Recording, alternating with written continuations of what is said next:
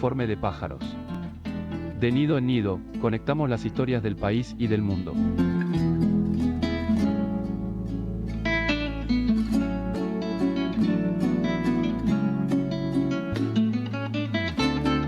Aterrizajes precisos en tiempos de turbulencias.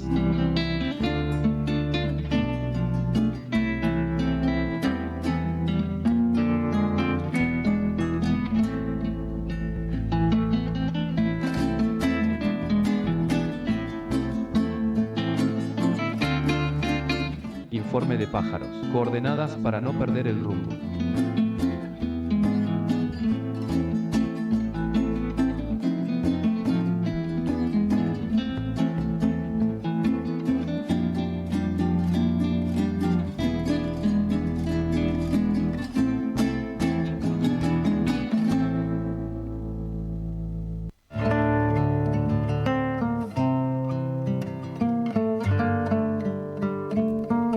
¿Cuánto cobra un sicario? ¿Cuánto cobra un verdugo? Los de las películas, los que suben al patíbulo por una escalera, el condenado sube por la otra y tienen la tarea de pasarle la soga por el cuello o de acomodarlo debajo de la guillotina. ¿Cuánto cobra el que mandan a matar a alguien por encargo? ¿Y cuánto cobra el verdugo o el sicario de millones de personas? Esa es la pregunta que hay que hacerse en torno al todavía jefe de gabinete Manuel Adorni. Si uno calcula la cantidad de empleadas y empleados que hay en la Argentina, los registrados, unos 6 millones, más todos los que no están registrados y por lo tanto carecen de algunos derechos, ahora ya vulnerados también con la modernización laboral, y calcula lo que perdieron por el ajuste brutal que hubo del 10 de diciembre de 2023 a esta parte, se va a dar cuenta que lo que se llevó a Adorni, medido en casas de country, en departamentos a la vuelta de filo, paréntesis, hay que ser salame para comprarse un departamento a la vuelta de filo y quedar a tiro de la clase pública. Pero bueno, por ahí le gusta mucho el barrio, al señor y a su esposa. O medido en viajes a Punta del Este, lo que se llevó el jefe de gabinete es una moneda, es un vuelto.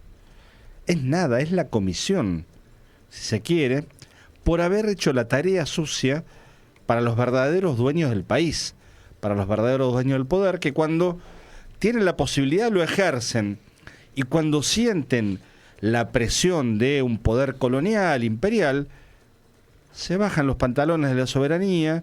Total, la de ellos está asegurada, adentro y afuera, sobre todo afuera, y venden la empresa, cierran la empresa, al estilo Fate, y se dedican a otra cosa. ¿Por qué?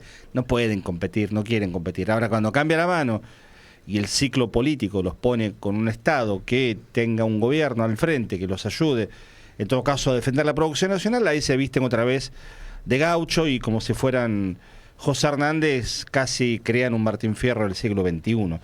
Bueno, lo de Adorni es eso, no es otra cosa. Adorni es el sicario. Adorni es el que aprieta el gatillo. Lo que pasa es que del lado de enfrente de Adorni habemos millones de víctimas de este modelo y de este sistema perverso que tiene cada tanto algún verdugo de estos que además se regodea con la muerte. Además se regodean con la muerte. Porque, y cierro con este detalle, una de las señoras que actuó como prestanombre sin saberlo, aparentemente, sufre de algún tipo de discapacidad o de cierto tema cognitivo, por ejemplo. Encima de eso, tienen hasta la mala suerte o el descaro o la mala fortuna o la intención de poner a alguien en ese lugar cuando uno de los sectores atacados fue el de la discapacidad. No tiene remate. Diría el propio, todavía a esta hora, jefe de gabinete, fin. Bueno, ¿cómo les va? Solana López, Silvana Haidt. Buenas. Teníamos que hablar de Adorni nosotros, no podíamos ser la excepción. No, claro. Bueno, lo que pasa es que son muchas cosas. Cada vez más. Cada vez más. Casa, country, avión. Cada vez más, claro. Uno quería pasar de tema, quería pasar de página, pero no salía. No, Otra casa más. Insiste. Estas pobres señoras que ni lo conocen. Uy, pará, se te metió una Adorni ahí Ay, no. en el ojo. Por Dios.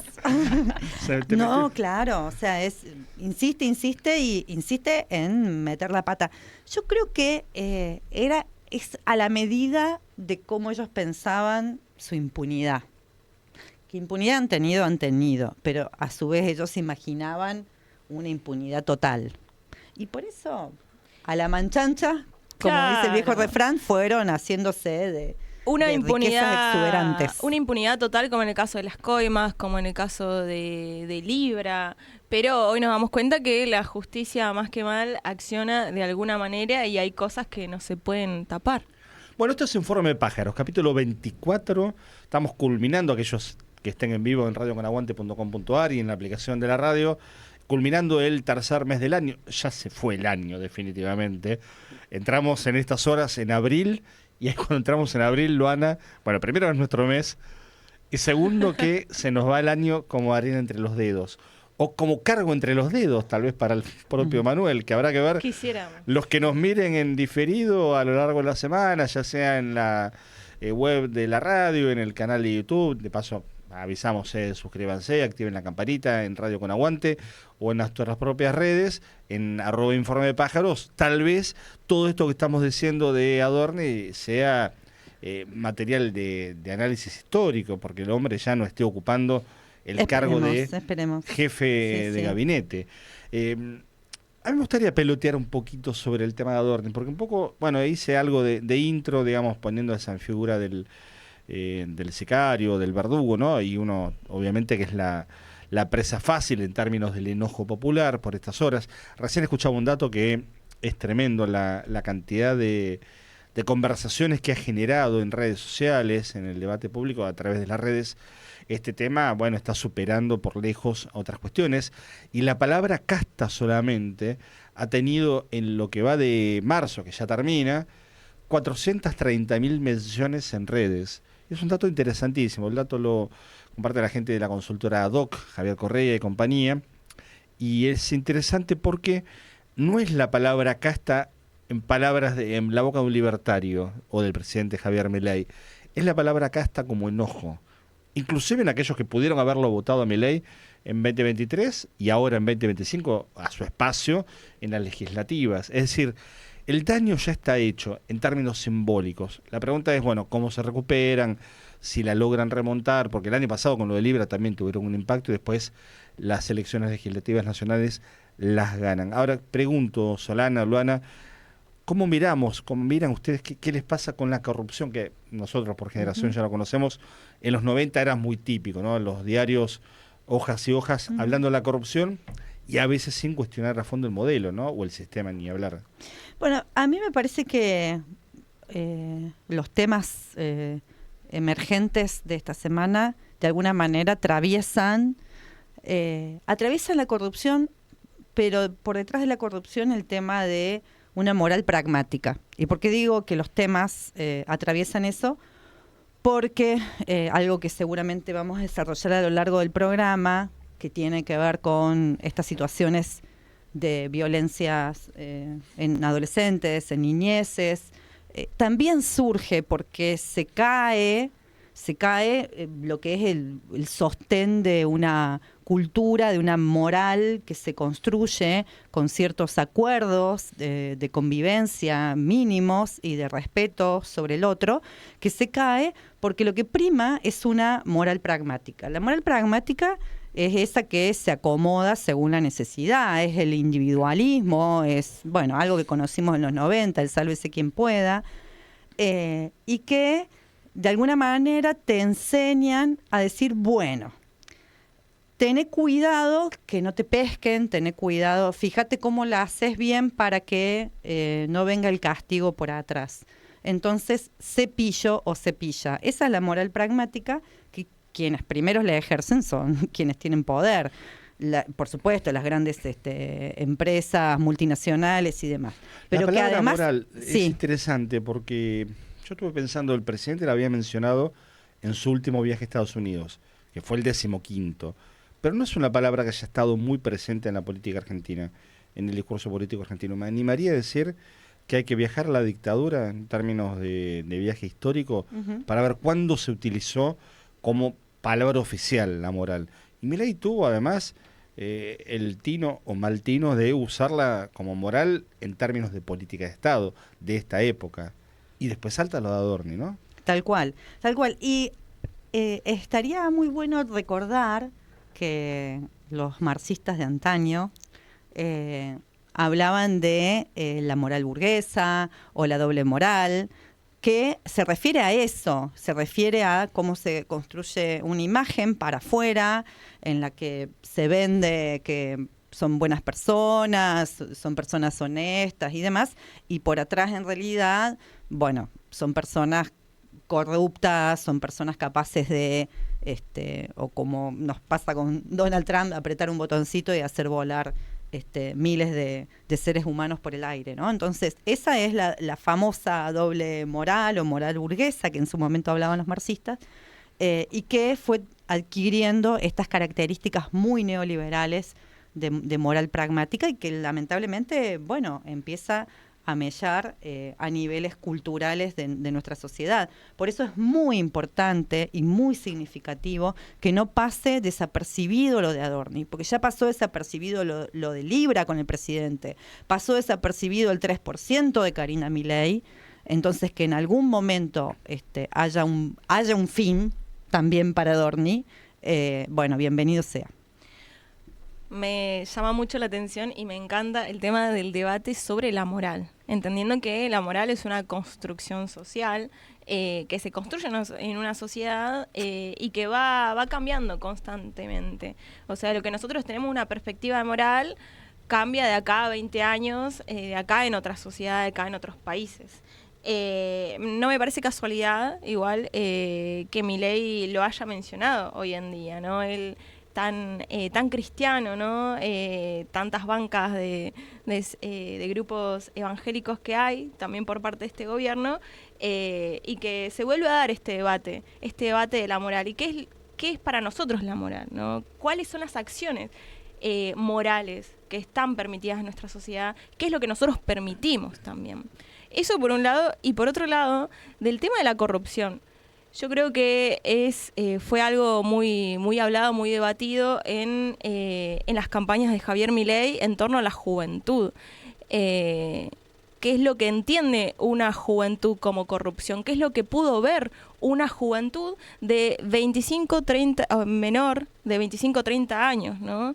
Que tal vez no habrá visto o no habrá vivido, ¿no?, la corrupción de los 90. Y es otro tipo de corrupción. Y creo que ese debate caló en nuestra sociedad, que hace que luche contra la casta. Muchas de las entrevistas que hay en las calles que le hacen a pibes y que le preguntan por qué votaron a Milei, una es por el dólar, porque creyeron que iban a cobrar en dólares, y por otro lado es que iba a terminar con la casta. Y hoy nos damos cuenta que no. Bueno, está buena la referencia con esto que yo contaba de la cantidad de presencia de la palabra casta en el discurso en redes. Entonces, claramente hay un impacto en esa línea de flotación simbólica del gobierno que se había hecho carne en esos 2 o 3 conceptos. A los que me leí ahora le suma esto de la moral. Pensaba mientras las escuchaba si la moral y el capitalismo no son un oxímoron en sí mismo, no luchan uno contra el otro eliminándose y no teniendo sentido juntarlos, digamos. Hay una moral de capitalismo, uno entiende que no. Si la búsqueda de lucro a como de lugar, esto lo agrego yo, es la regla, ¿por qué la moral debiera ser el norte, no? ¿Por qué la moral debiera ser? Y vos decías, Luana, lo de los distintos modelos de corrupción, y es cierto, a uno le da la impresión, y esto no es una opinión, sino que tiene que ver con el análisis de la estructura económica del país en cada época, que los modelos de corrupción obedecen y corresponden a determinados modelos de acumulación. Cuando vos tenés una etapa de obra pública, los empresarios de obra pública corrompen a funcionarios que se dejan corromper. Cuando tenés una etapa de financiarización y donde el negocio principal de un país es la deuda, es la timba financiera, antes llamada timba financiera, luego carry trade, con Toto Caputo antes y Toto Caputo ahora, el negocio es justamente eso, con funcionarios que se corrompen porque en realidad a ella ni siquiera son amigos de los empresarios, son los mismos banqueros que están puestos a jugar en la toma de decisiones. Caputo, Quirno, el presidente del Banco Central, Santiago Bausili, todos de la banca Morgan puestos en un gobierno. Ahora, ¿qué lugar le cabe a Milei y su compañía más cercana? La de negocios marginales, muy típicos de la época. Las cripto, la promoción, los coach ontológicos, la mujer de Adorni. Los casinos virtuales. Los casinos virtuales, claro, es todo eso. Sí, Entonces, es la coima, es el vuelto que le pueden llegar a dejar, no sé, entregando la Patagonia, digo, ¿no? Es como, él cree que también de esa manera pero vos sabés que yo creo que construyen un prestigio. De esa de la Patagonia o de los grandes negocios ni siquiera muerde Milei. Tal vez la apuesta más grande y salta ahora con lo de YPF, en términos de proyección personal, de manoteo de guita, mala vida, por supuesto, estaba puesto en que si él lograba, mirá cómo es el mecanismo, si él lograba un acuerdo en donde le pagaba al Buford Capital, o sea, los fondos buitres, por YPF, en lugar de los 18.000 millones, 5.000 millones de dólares, quedaba para un lado de la historia como un héroe que él logró bajar a la tercera o cuarta parte de lo que le pagamos por la expropiación de YPF. Pero por otro lado, un arreglo extrajudicial de 5.000 millones de dólares tiene una comisión. El 10% de eso son 500. El 1 son 50 millones de dólares. El 1. Cualquiera que labure de vendedor, desde medias a harina a falopa, sabe que la comisión es un porcentaje de la venta total. Ahí está. Sí, Esa era la apuesta más grande, que le sale mal a Milei. Por suerte, ¿no? Para el país y para él, en definitiva. Le sale mal. Pero después está en el chiquitaje, Milei. ¿Quién es Milei? Se hace un lumpen.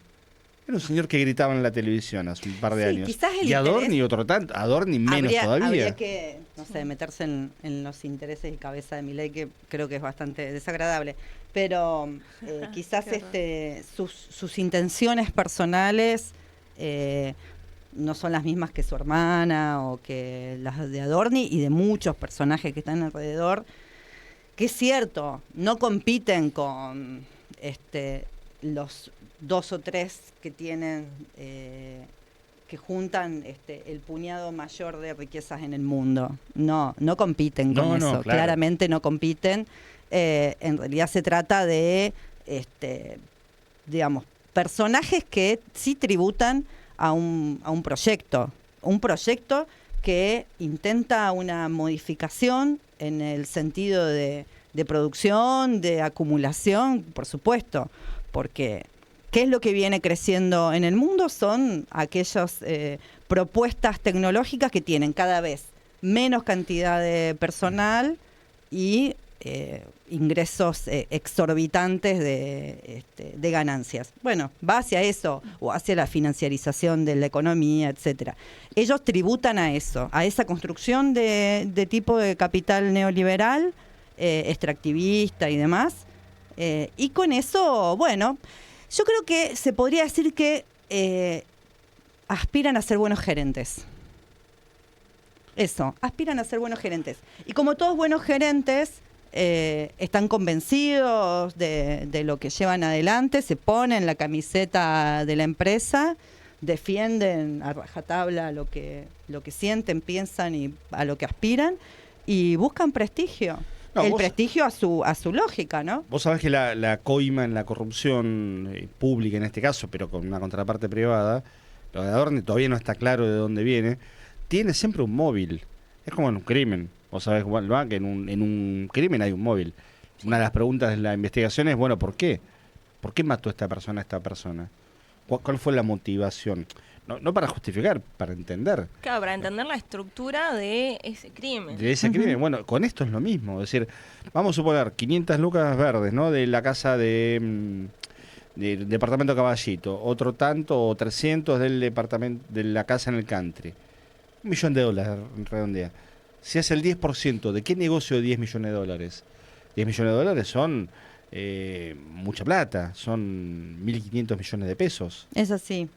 Además, creo que se combinan... Perdón, Sí. Son 15.000 millones, 15.000 millones de pesos. Hay que rastrear qué licitaciones hubo que sumen un conjunto de 15.000 millones de pesos bajo la firma de Adorni en su etapa de secretario de Comunicación Pública. Algo hay ya dando vueltas en términos de, por ejemplo, la contratación de una empresa, no tengo el monto ahora y no quiero ser inexacto, por los cuales se pagó un paquete de determinada cantidad de plata para enviar, suponete, 2 millones de SMS, de mensajes de los viejos. Sí. Es decir, ¿para qué? Bueno, los estados tienen esas contrataciones y está bien, porque hay campañas, vos te haces el DNI, te llega un SMS, entonces hay empresas que lo hacían antes, lo hacen ahora, y hasta ahí no hay nada que objetar. Ahora, estuvo en precio de mercado, quién es esa empresa, y bueno, y ahí Adorni va a tener que empezar a justificar. Sí, cuando empiezan a rascar no aparece. Digo, hay, pensando en esta caracterización del sujeto Adorni y compañía, ¿no? Me parece que ahí hay algunas combinaciones de cosas. Una es que a todo sistema perverso, porque hay un grado de perversión social, en cualquiera de sus etapas y modelos capitalistas hay una perversión social, necesita de sujetos perversos, porque si no, no hay quien lo aplique, digamos, se tiene que materializar en personas, ¿no? Y por otro lado, también los que tienen el poder real y ponen a estos gerentes, administradores, un ratito, un tiempo, mientras les sirva, también le van tirando zanahorias para entretenerlos, pero sobre todo para que piquen un poquito, para después, si es necesario, utilizarlo como carpetazo. Digo, es una modalidad del propio sistema. No, aparte, todos hombres y mujeres tienen su precio. Sí, Pongo mujeres también porque ahí hubo por supuesto casos de corrupción por doquier. Y el poder real siempre va midiendo a ver cuál es el precio de cada uno de estos gerentes de la administración ¿Qué es lo pública. que lo tienta, ¿no? Y si no hay, lo pone directamente. No, pero ¿sabes qué? El precio, digo, la debilidad. Si vos tenés debilidad, lo voy a citar, pero así abiertamente, el expresidente Alberto Fernández, lo pongo de ejemplo hipotético, no digo que sea el caso. Tenés debilidad por las mujeres y te aparecen mujeres alrededor, es una tentación. Debilidad por la violencia patriarcal, podríamos decir, Sí, en cualquiera de sus formatos. Sí, y te aparecen. Tenés debilidad por la guita y te aparecen los negocios de la guita. O te pensás que no se estudia la psicología de quienes toman decisión. Hay gente que tiene debilidad por las cámaras y lo corrompes poniéndolo adelante, dándole lugar porque le tocas el ego. Por ahí ni siquiera te sale plata. Parte de eso es lo que ocurre con este personaje, Javier Milei. Me agrada la idea, ¿no?, de caracterizar a cada uno de los personajes que están hoy en día en el gobierno. Sobre todo, ¿no?, con esta palabra que traía Solana de gerentes, ¿no?, gerentes del poder real, y que más allá de todo eso buscan instalar un modelo que funcionó en otros países y lo están instalando en nuestro país, que acá a 5 años atrás nos parecía completamente descabellado, ¿no? De acá a 5 años atrás decíamos, no, este tipo no va a ganar, como recién decías, Pablo, es un payaso mediático. Este payaso mediático hoy, 5 años después, está rifando el país y desmantelando, ¿no?, toda la industria nacional. Y en el mientras tanto, ¿no? En el mientras tanto se llenan los bolsillos y cada día que pasa nos cuesta más llegar a fin de mes. A mí me preocupa de Adorni la secuencia casa en el country, departamento y demás, con todo lo atractivo que es eso para el debate mediático, es que por mirar el árbol nos perdamos el bosque y por mirar el caso en particular nos perdamos la generalidad del asunto, entendiendo esto que decís vos, bueno, ¿para qué son gerentes? Y si es gerente, responde a alguien, y si alguien, ¿quién es? ¿Qué entramados, qué nombres, qué intereses se están moviendo? Inclusive qué marco de disputas entre sectores de la propia burguesía argentina, hasta en competencia con la burguesía extranjera. Digo, todo eso no podemos dejar de tenerlo en la mira, aunque sea a la hora de problematizar y no quedarnos con lo de Adorni. Insisto, salir de la trampa, y lo hemos dicho algunas veces, de la trampa de o la indignación o del meme. La indignación es decir, que hijo de... Pues yo hoy me puse a hacer la cuenta. La cantidad de jubilaciones mínimas que son esas casas. Claro. Ahora, tampoco le resolvió ese problema a los 5 millones de jubilados, con la casa de Adorni. Le resolvió el problema a 20.000 jubilados. Hay 4.980.000 que tenían malas jubilaciones antes y hoy están peor todavía. Pero Entonces, un fin, digo, tomando su palabra. su palabra, ¿no? Significante del fin, un fin realmente es necesario, porque tiene que ver con el coto que le ponemos, el movimiento popular se lo pone, porque claramente el tipo llegó hasta acá y seguramente deben haber tenido este conocimiento todos quienes permitieron que se filtre, quienes le armaron digamos, la información, etcétera, ¿no? Todos lo tenían este conocimiento, pero que esto salga público tiene que ver con más una situación de lo que se va desarrollando por parte del campo popular que presiona de determinada manera y bueno, y algunos tienen que empezar a volar. Cuento un dato de la historia y ya lo vamos a saludar a Jorge Kreines. ¿Cómo está, Jorge? Buenas noches. Bueno, caímos en la tentación, no la del country, sino en la tentación de hablar de Adorni. Y sí, A nosotros no nos tentaron con un country todavía. La verdad que no sé qué diría yo. Por ahí digo que no, pero por ahí digo que sí. Parece que la casta continúa. La casta continúa. Yo le quiero recordar, y Jorge, vos te vas a acordar, y Sol también, vos lo pudiste haber leído, pero por ahí no lo viviste en vivo en directo. La noche del 19 de diciembre de 2001, en la avenida Libertador y Ortiz de Ocampo, en un piso muy alto, la verdad que no me acuerdo cuál era, ahí vivía Domingo Cavallo y Sonia Abracián. A la par de saqueos en la mitad del país, a la par de los muertos que ya habían tenido lugar, Pochole Prati en Rosario, apenas un nombre, Graciela Costa en Santa Fe, ese mismo 19, a la par de ya la represión desatada del estado de sitio, hubo cacerolazos en la ciudad y en las ciudades más grandes de la Argentina. Uno de los cacerolazos, casi espontáneos, se dirigió a Libertador y Ortiz de Ocampo, a la casa de Domingo Cavallo, ministro de Economía. Todavía le quedaban un par de horas de ministro. Ahora, el repudio popular a Cavallo tardó más de 10 años en llegar en Argentina. Porque ya en el 91, cuando Cavallo asume como ministro de Economía, Cavallo era Cavallo. Y Cavallo fingió llorar ante Norma Pla, que reclamaba porque la jubilación era de 250 pesos, y Cavallo decía, con esa impunidad de Adorni, tal vez con un poco más de sofisticación, que él precisaba 10.000 pesos para vivir, que eran $10.000. Mirá la distancia, 40 veces lo que gana un jubilado era lo que precisaba Cavallo. 40 veces. No una, 40. Y eso lo decía Cavallo. Y el repudio social a eso tardó 8 años en llegar. 8 años. Incluso, Pablo, hay que recordar cómo se apreciaba el 1 a 1. Claro. Que se transformó en algo muy popular. Incluso sectores progresistas que defendían el 1 a 1. No se animaron a plantear ir contra Claro. la convertibilidad en la campaña del 99. Es decir, que ahí jugó un tema de construcción de consenso social a un plan antisocial. Por eso comparo, no porque Cavallo se adorne o viceversa, está claro que si me das a elegir en el pan y queso de la política del enemigo, Cavallo es tráemelo para jugar en contra. Adorni claramente es un ser bastante menor. Cavallo es un cuadro del imperialismo hace más de 50 años, eso está más que claro. Hoy está grande. De la Fundación Mediterránea. La Fundación Mediterránea de San Francisco, del padre de Betty Escobas, el padre de Cavallo. Él lo contó en su momento para justificar su origen humilde, pero bueno, después estudió en Harvard y el imperialismo lo reclutó para hacer tarea que fue muy útil para el imperialismo. La mitad de la deuda externa de la dictadura la estatizó Cavallo. Y la ganancia y la entrega del país, de la cual hoy todavía somos víctimas, fue gracias a Domingo Cavallo. La caída de Alfonsín, más allá de los errores propios del doctor Raúl Alfonsín en el final de su gobierno, y que ya el ajuste venía de antes, la caída de Alfonsín la termina precipitando la gira de Cavallo por Estados Unidos y Europa, diciéndole a los fondos que no vengan a la Argentina y que le suelten la mano a la Argentina. Lo mismo que él padeció en 2001. Ojo con esto también, ¿eh?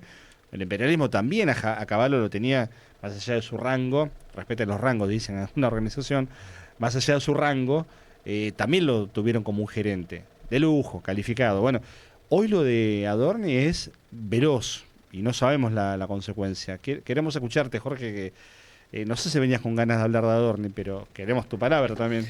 No, yo venía con ganas de plantear, como en el aviso del programa pusieron columna de geopolítica. Ah, esa ya viene, no, ya viene. No, pero para eso hay que pagar peaje primero. Queremos tu opinión de Adorni. Mirá a cámara y decirle fin, Adorni. Queremos tu fin. Creo que es un ejemplo claro de corrupción y que este sistema ultraliberal viene siempre de la mano de la corrupción, es decir, es válido. Acá dijo en su momento Javier Milei que él admiraba y consideraba héroes o no sé qué otra virtud a los que evadían impuestos, porque pagando impuestos se fortalece el Estado y entonces el que evade de pagarle al Estado es un héroe, un prócer, no sé, una maravilla de persona. Y bueno, ahí tenemos a Adorni, que es uno de estos personajes admirados por Milei. Me parece que es un gobierno que tiene una función muy clara, que es entregar la soberanía nacional y sobre la base de una política de hambre, de miseria, y entonces por eso chocan tanto, y me parecen bien las comparaciones que se hacen entre el salario, por ejemplo, de un jubilado y los fondos que manejaba y que maneja todavía Adorni, que ahora es el jefe de gabinete, no sé por cuánto tiempo.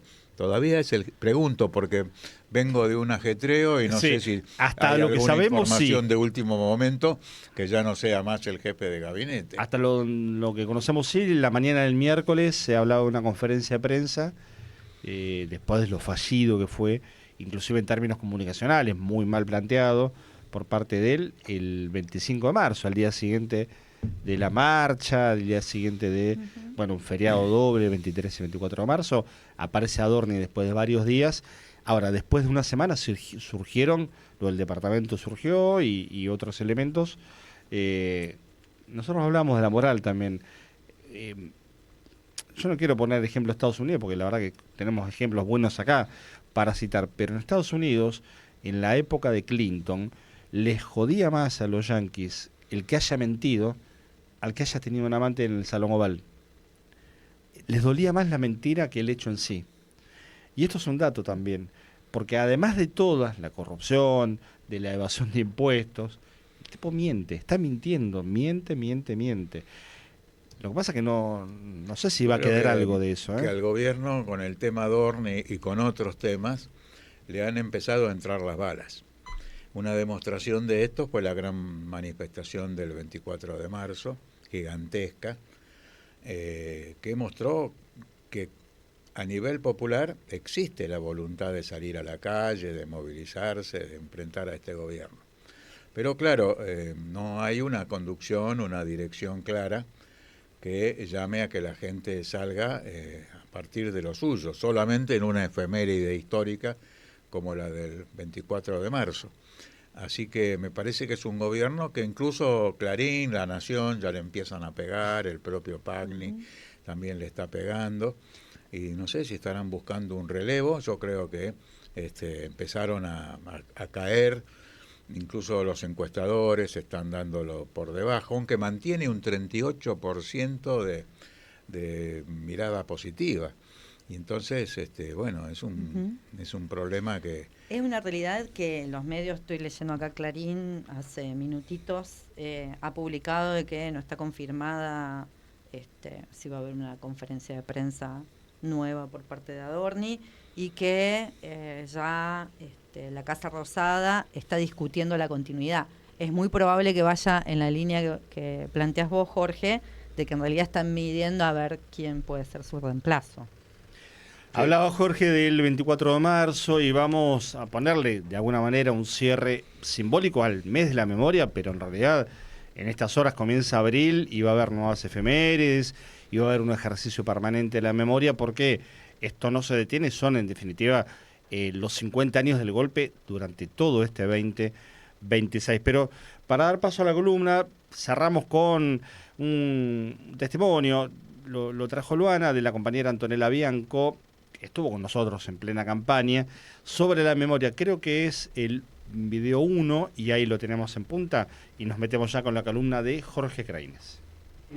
Soy Antonella Bianco, responsable sindical del Partido Comunista de la Capital y secretaria de Géneros de la Unión de Trabajadores de la Educación. La memoria es la reivindicación de la lucha, de nuestra historia y la posibilidad que nos da para poder construir un presente y un futuro para todos, todas y todos.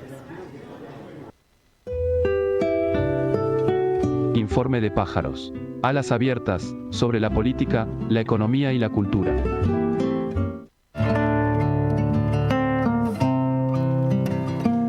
Jorge Crainés, entramos ya en el cuarto mes del año y lo que para Estados Unidos parecía un paseo, te dejo esto como disparador, entrar por donde quieras, porque me parece que vamos también a tocar los temas del mundo y hay mucho en las últimas horas inclusive. Lo que pareció un paseo en Irán, por ejemplo, se extiende, ¿no? La guerra corta, relámpago, no funciona. Y está acompañada de un agravamiento de lo que nosotros denominamos la crisis global del capitalismo, porque esta guerra está afectando sensiblemente la economía mundial, está afectando la cadena de suministros, está afectando, está produciendo una inflación global. Es un fenómeno que en un país con inflación como el nuestro, tener inflación local y además sufrir las consecuencias de una inflación global puede ser muy grave. Al mismo tiempo, Bush, son todos de la familia y entonces se me confunden. Ni siquiera Bush, ahora es Donald Trump, está pasando por una situación interna bastante delicada, porque las manifestaciones No Kings en Estados Unidos fueron también gigantescas. Y fueron en innumerable cantidad de ciudades de Estados Unidos. Entonces hay una situación global donde hay un debilitamiento visible del peso de los Estados Unidos, que está recurriendo en cada uno de los problemas mundiales a la opción militar. Está recurriendo a la opción de la guerra. ¿Y por qué motivo? Porque el tema de la economía no es lo que está favoreciendo hoy a los Estados Unidos. Atraviesan una crisis muy tremenda económica. Ha crecido el desempleo, cifras que ellos no dan, pero sí ha crecido el desempleo. Han aumentado los precios, 35% la gasolina en Estados Unidos, con el efecto que la gasolina, uso la terminología gasolina norteamericana. La de ellos, claro. Para el galón de gasolina. El galón de gasolina que para son como 3 litros y pico, claro. Indicar que, como es bien sabido, y acá por experiencia argentina, la gasolina después repercute en el aumento general de todos los precios.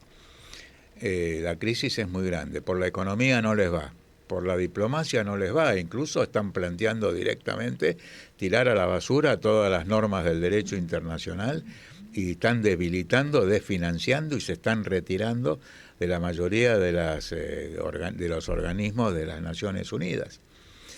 ¿Qué le queda como recurso para mantenerse como superpotencia? El poderío militar que indudablemente mantienen. Ahora, ese poderío militar demanda 860.000 millones de dólares para el año 2026. Y ya de Donald Trump está pidiendo 200.000 millones de dólares más por la guerra de Irán. Y entonces esto es algo que la economía de los Estados Unidos no puede sostener. O sea, es insustentable el presupuesto militar de los Estados Unidos. Y la paradoja es, o transforman en insustentable el presupuesto militar que arruina su economía, o dejan de ser una superpotencia global. En momentos en que, en plena guerra, China continúa pacíficamente desarrollando su proyecto económico a gran escala, y la Federación de Rusia se da el lujo de enviar un buque petrolero que resuelve a Cuba, que resuelve 3 meses de energía para los cubanos, en un momento en que Estados Unidos supuestamente se había adueñado del Mar Caribe y había recrudecido el bloqueo contra Cuba para cerrarle a Cuba toda posibilidad de bienestar y de desarrollo. ¿Hubo ahí alguna triangulación diplomática, alguna negociación entre Putin y Trump, alguna aceptación tácita. En cualquiera de los casos es para Estados Unidos una derrota simbólica, ¿no?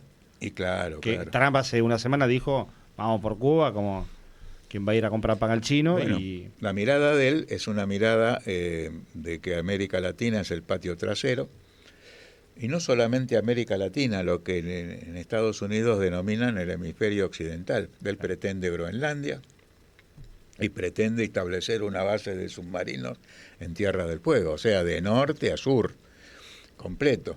Y entonces,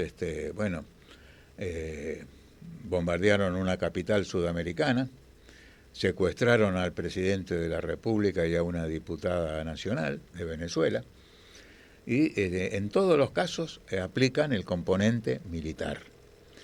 Y es el que va a arruinar la economía. Yo creo que al revés de su consigna histórica, MAGA, que son las siglas en inglés traducimos diciendo hagamos grande otra vez a los Estados Unidos, una confesión de que ya no es tan grande Estados Unidos. Y entonces, yo creo que Donald Trump está siendo cada vez más débil a los Estados Unidos. Y le va mal en esta guerra que ya lleva 4 semanas y no tiene visos de finalizar. Porque mira, justo estaba leyendo una publicación de RT que levanta una declaración de... Ahí se me escucha mejor. Una declaración de Trump en la que dice, con respecto a Irán, yo tenía un objetivo y ha sido alcanzado. Bueno, yo interpreto esa declaración, que la he visto, como una idea de que están buscando una salida pública al fracaso militar, porque a pesar de que ponen en juego todo lo militar, no están teniendo éxitos. Entonces están buscando, también dijeron lo que dijo nunca me sale el apellido del ministro de Defensa de Estados Unidos. Ahí me salió bien. El ministro de Guerra ahora. El ministro de Guerra, sí. Dijo, no, la transición en Irán ya se hizo. Claro. Ya mataron al Ayatollah Khamenei, entonces ahora, y ya matamos a los principales jefes militares. Claro, pero asumieron otros. Claro, o sea que en definitiva hubo una transición. Pero es cierto él eso. Engaña al pueblo norteamericano diciendo ya la transición se logró. Claro. O sea, ya podemos ir terminando con esta guerra. Es que lo que no estaba en cuestión era el régimen, que ellos el régimen no les interesaba aparentemente modificar. Entonces, si ahora, hay una transición y aparecen otros, digamos, dirigiendo el país de Irán, ya no es un asunto de ellos, porque el régimen a ellos no les interesaba. Claro, así que ahí están con problemas.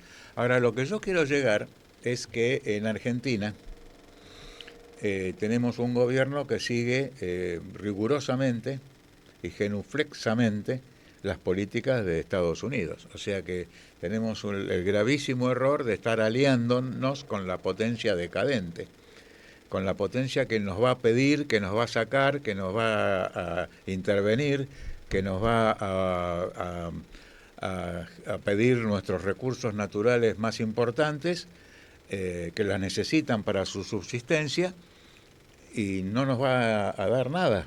¿Qué nos trae Estados Unidos a favor? Incluso ya pasó la época de las llamadas alianzas para el progreso y todas esas, los créditos del Fondo Monetario los estamos pagando y vemos qué clase de ayuda es la que da Estados Unidos y el capitalismo global. Así que estamos en una... Y como decía recién, están empezando el gobierno argentino, genuflexo de Donald Trump, empezando a recibir las balas que les van tirando, ¿no? La gran marcha del 24 de marzo, el affair de Adorni, y no hablemos de pesos libra, el caso Libra, que también la justicia tendría que actuar un poquito más rápido. Que igual se está moviendo esa causa, ¿eh? Sí, se está moviendo. Hay una lectura, no es central, pero es atendible, digamos, que al gobierno le conviene, o a Milei le conviene, que se alimente a lo de Adorni para no hablar de lo de Libra. Claro. Igual la justicia, o el Poder Judicial, mejor dicho, avanza más allá de lo que hablemos nosotros, digamos. Hablemos de las dos cosas, y ¿no? claro, lo de Libra, claro. Y hablemos de Adorni. Entonces, la justicia, yo veo que es una herramienta que tiene el sistema, que está por encima de Milei y de Adorni y de varios más, que están midiendo, si les dan manija para adelante, apretan el acelerador de los juicios para un eventual relevo de la dupla Milei, Adorni o el trío con Karina Milei y demás, porque me parece que puede ser una opción, un relevo institucional. Ahora, el relevo de fondo es la cuestión que está planteada. Hay mucha gente que sueña con el 2027, ¿no? Me parece que en el 2027, estamos en abril, entrando a abril del 26. ¿Cuánto tiempo falta? Cada uno saque la cuenta. Año y medio. Para octubre, año y medio. Octubre del 27. Para la votación.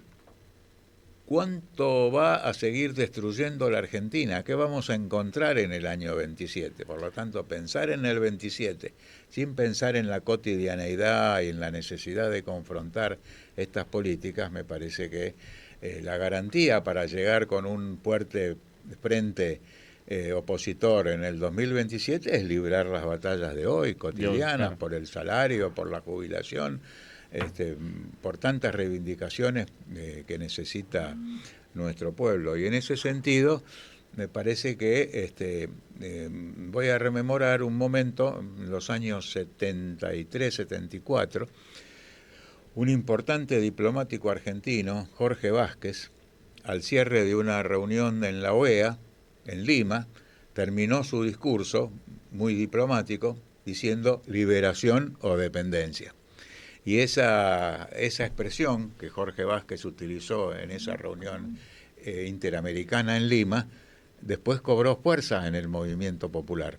Y me parece que era una expresión de un grado de antiimperialismo que había y que llegó a haber en la sociedad argentina en aquel momento. Después empezó la AAA, empezó todo el fenómeno de la muerte de Perón, Isabelita, López Rega y todo aquel fenómeno, el Rodrigazo, claro, todos elementos que en el marco de un gobierno de origen peronista empezaron a construir las condiciones para el golpe de Estado. Quiero recomendar en este sentido el libro de Piña sobre ese momento histórico, que con mucho detalle de un historiador meticuloso como Piña, describe cómo desde utilizando las banderas del peronismo que nuestro pueblo aprecia mucho, se fue generando el modelo económico con el Rodrigazo y todo el modelo represivo con la AAA.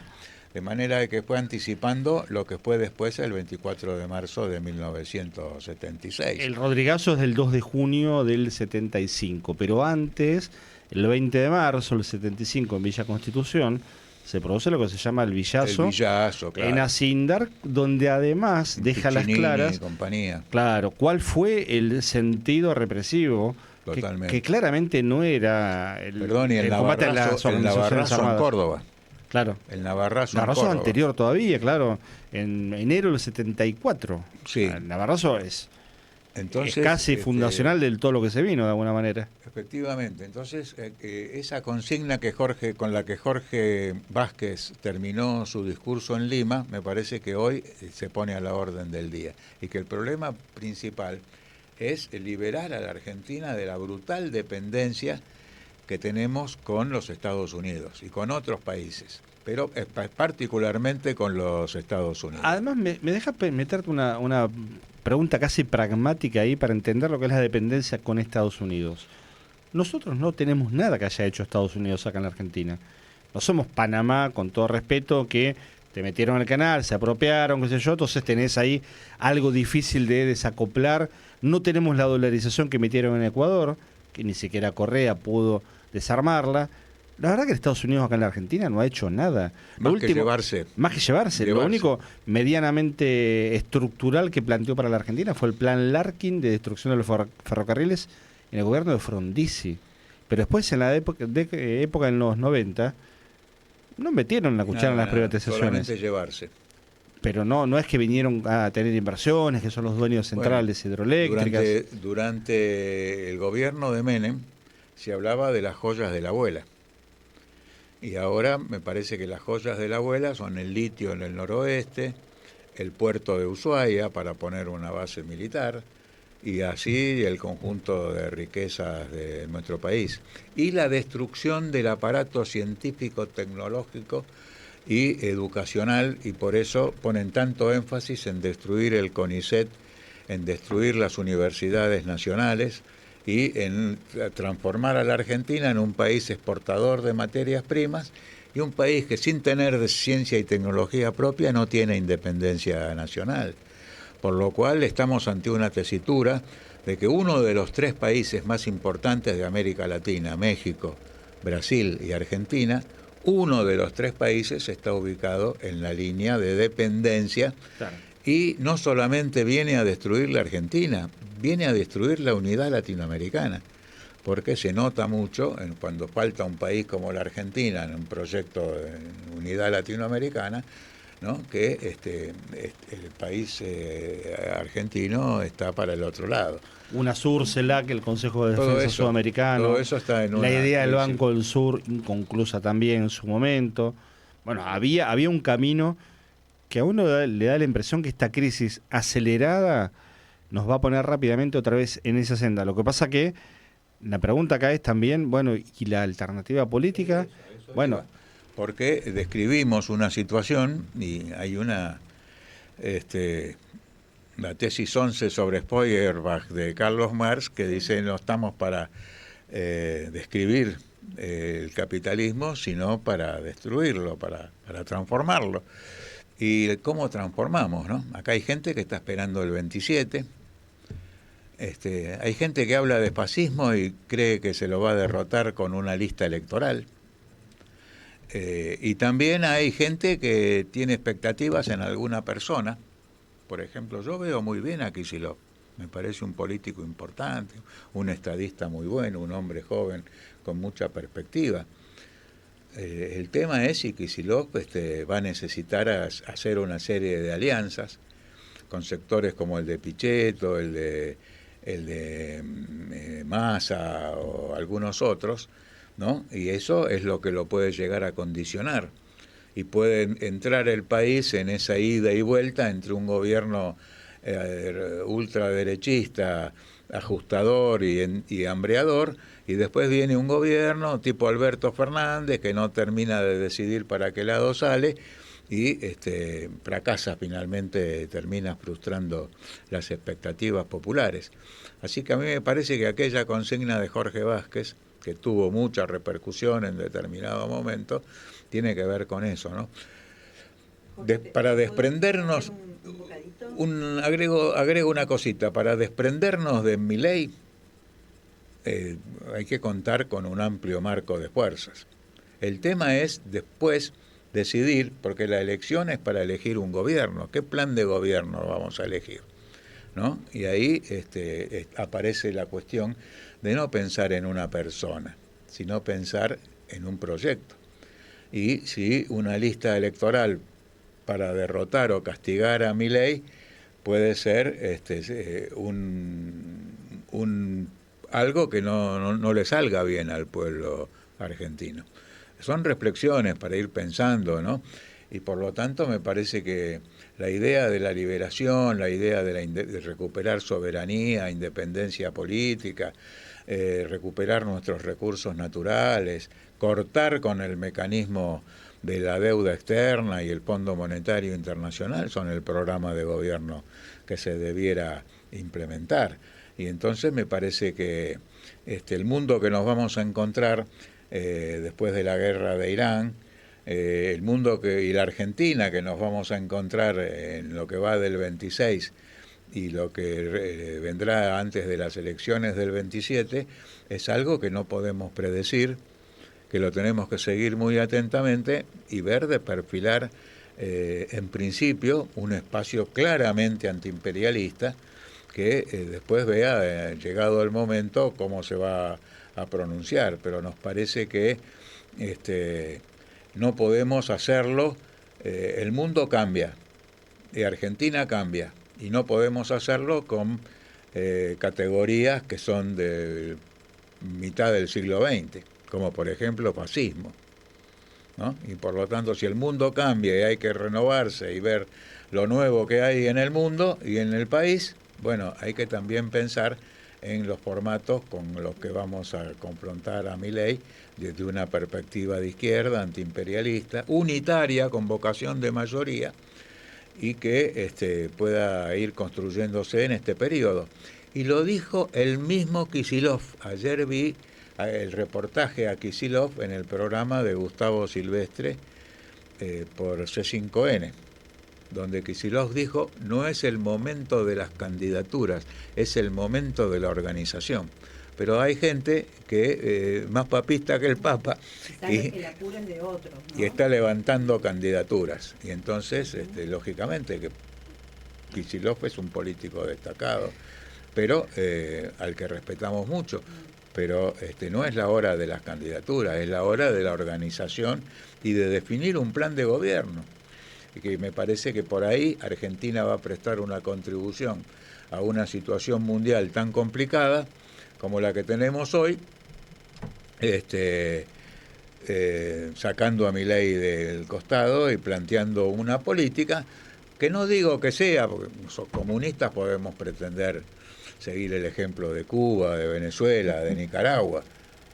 Sigamos modestamente el ejemplo de Claudia Sheinbaum de México, ¿no? O de Petro, de Lula, o qué sé yo, pero tengamos una idea de respeto por la dignidad nacional y por la soberanía de nuestro país. Te quedas un cachito más, ¿no? Un cachito. Vamos, hacemos una separación. Bien. Y les propongo hacer un peloteo, porque a mí me han quedado, y a vos también. Sí, un par de cositas. Algunas preguntas para hacerte y las... Perdón, Solana. No, una cosita que me parece para la vuelta, que mencionaste ahí dos categorías muy distintas que me gustaría que la pudieras profundizar. ¿Cuál es la diferencia entre liberación o dependencia o fascismo y democracia? Claro. Versus democracia. ¿Quieres que te dé un manual? Un libro de 700 páginas. Mirá que nos queda una hora nada más. Para democracia o fascismo, democracia o dictadura, lo llamamos Alfonsín. Lo rescatamos del cementerio y lo... Hoy lo nombramos, Alfonsín. Bueno, a la vuelta lo charlamos. Dale. Tuvimos un costadito radical. Lo nombramos al doctor Raúl Alfonsín. Son las 9 de la noche, estamos en Informe Pájaros, capítulo 24. Así terminamos la primera hora. Nos queda toda una por delante. Con la pregunta Solana me parece que nos tenemos que quedar 6-7 horas por lo menos para llegar más o menos a un acuerdo. 11 26 99 95 74. Acuérdense de suscribirse al canal de YouTube y nos encuentran también en Radio Con Aguante, en las redes y en @Informe de Pájaros. Comienzo de espacio publicitario. Las abuelas de Plaza de Mayo necesitan de nuestra ayuda para encontrar a sus nietos. Con tu aporte podés colaborar a encontrar a todos los demás. Por más abrazos, por más encuentros, hacé tu donación. www.abuelas.org.ar. A la bronca. Hace la radio.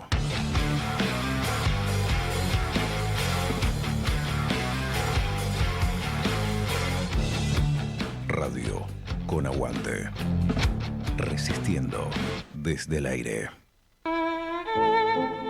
Soy Alejandro Dolina, este es un saludo para todo el equipo de Radio con Aguante en estos tiempos en que la derecha y el neoliberalismo exhiben su glamour en todo el mundo. Se necesita verdaderamente para soportar estos tiempos mucho aguante. Les mando un gran cariño.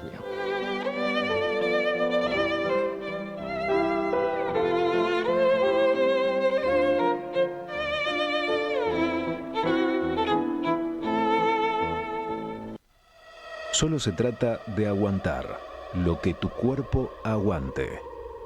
De la cabeza nos encargamos nosotros. Aguante. El medio de la resistencia. Suscríbete a nuestro medio.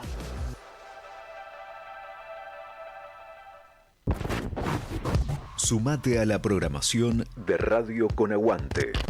Distintas piezas de realidad conforman este proyecto colectivo de comunicación. Vos también podés ser parte.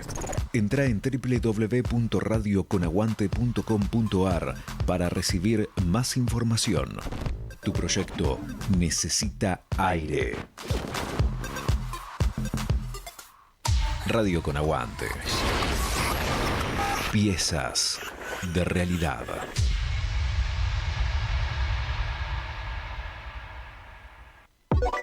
Fin de espacio publicitario.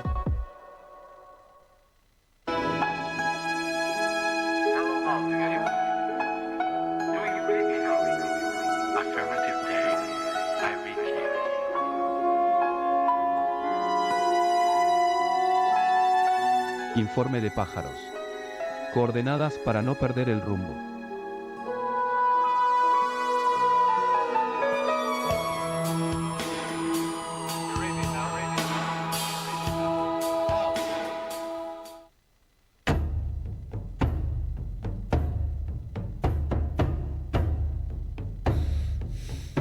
Nueve y 5 en la noche de este 31 de marzo en toda la República Argentina, los que están en vivo acompañándonos en radioconaguante.com.ar y en la aplicación comparten la hora, el resto sabrán adaptarse a que nosotros tenemos un presente que para ustedes ya a esta altura es el pasado, porque ocurrió ayer, antes de ayer, o vaya uno a saber cuándo. Pero más allá de la temporalidad, la urgencia del tiempo, también nos lleva a un debate que es del momento, pero que también es histórico y resignificado. Jorge decía hace un ratito, categorías de mitad del siglo, pasado. Del 20, ¿no? Te agrego, del milenio pasado también. Hemos vivido milenio y siglo, además de décadas y años, meses y demás. Y hablabas del fascismo, y Solana dice, bueno, ¿qué hacemos con la disyuntiva democracia-fascismo? Y cómo leemos también esto que nos traía Jorge de Jorge Vázquez, el vicecanciller en la década del 70, ex consuegro de Carlos Menem en los 90. Ese es Jorge Vázquez, sí. Porque es el papá de María Vázquez, la modelo. Hace muchos años esposa de Adolfo. No, ¿cómo se llama el esposo de María Vázquez? Cambiaso, Adolfo La Cambiaso. hermana de Jorge Vázquez. Claro. No, es la hija, María es la hija de Jorge Vázquez. Ah, María es la hija. Claro, y está casado con Adolfo Cambiaso, el gran polista argentino. Deseamos también liberación o dependencia, ¿no? La dejo a Solana, que tira ahí una bomba de democracia o fascismo que hacemos, para recordar y sumar lo que traía Jorge. Yo no conocía eso de dato de Lima que trae de Jorge Vázquez. Sí me acuerdo de Diolindo Felipe Vittel en la cancha de Vélez, diciendo si la disyuntiva es liberación o dependencia, nosotros estamos con la dependencia. Sí, claro. Un curso de Vittel. Vittel, que era el candidato a vicepresidente de Ítalo argentino Luder en el 83. Solana, desarrolle.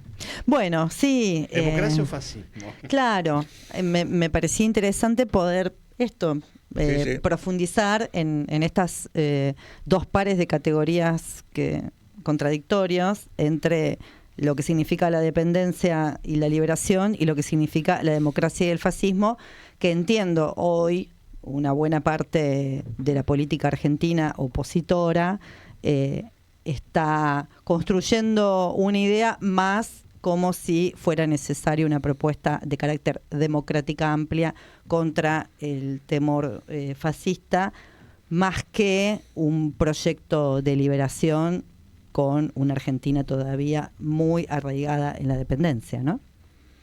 Sí.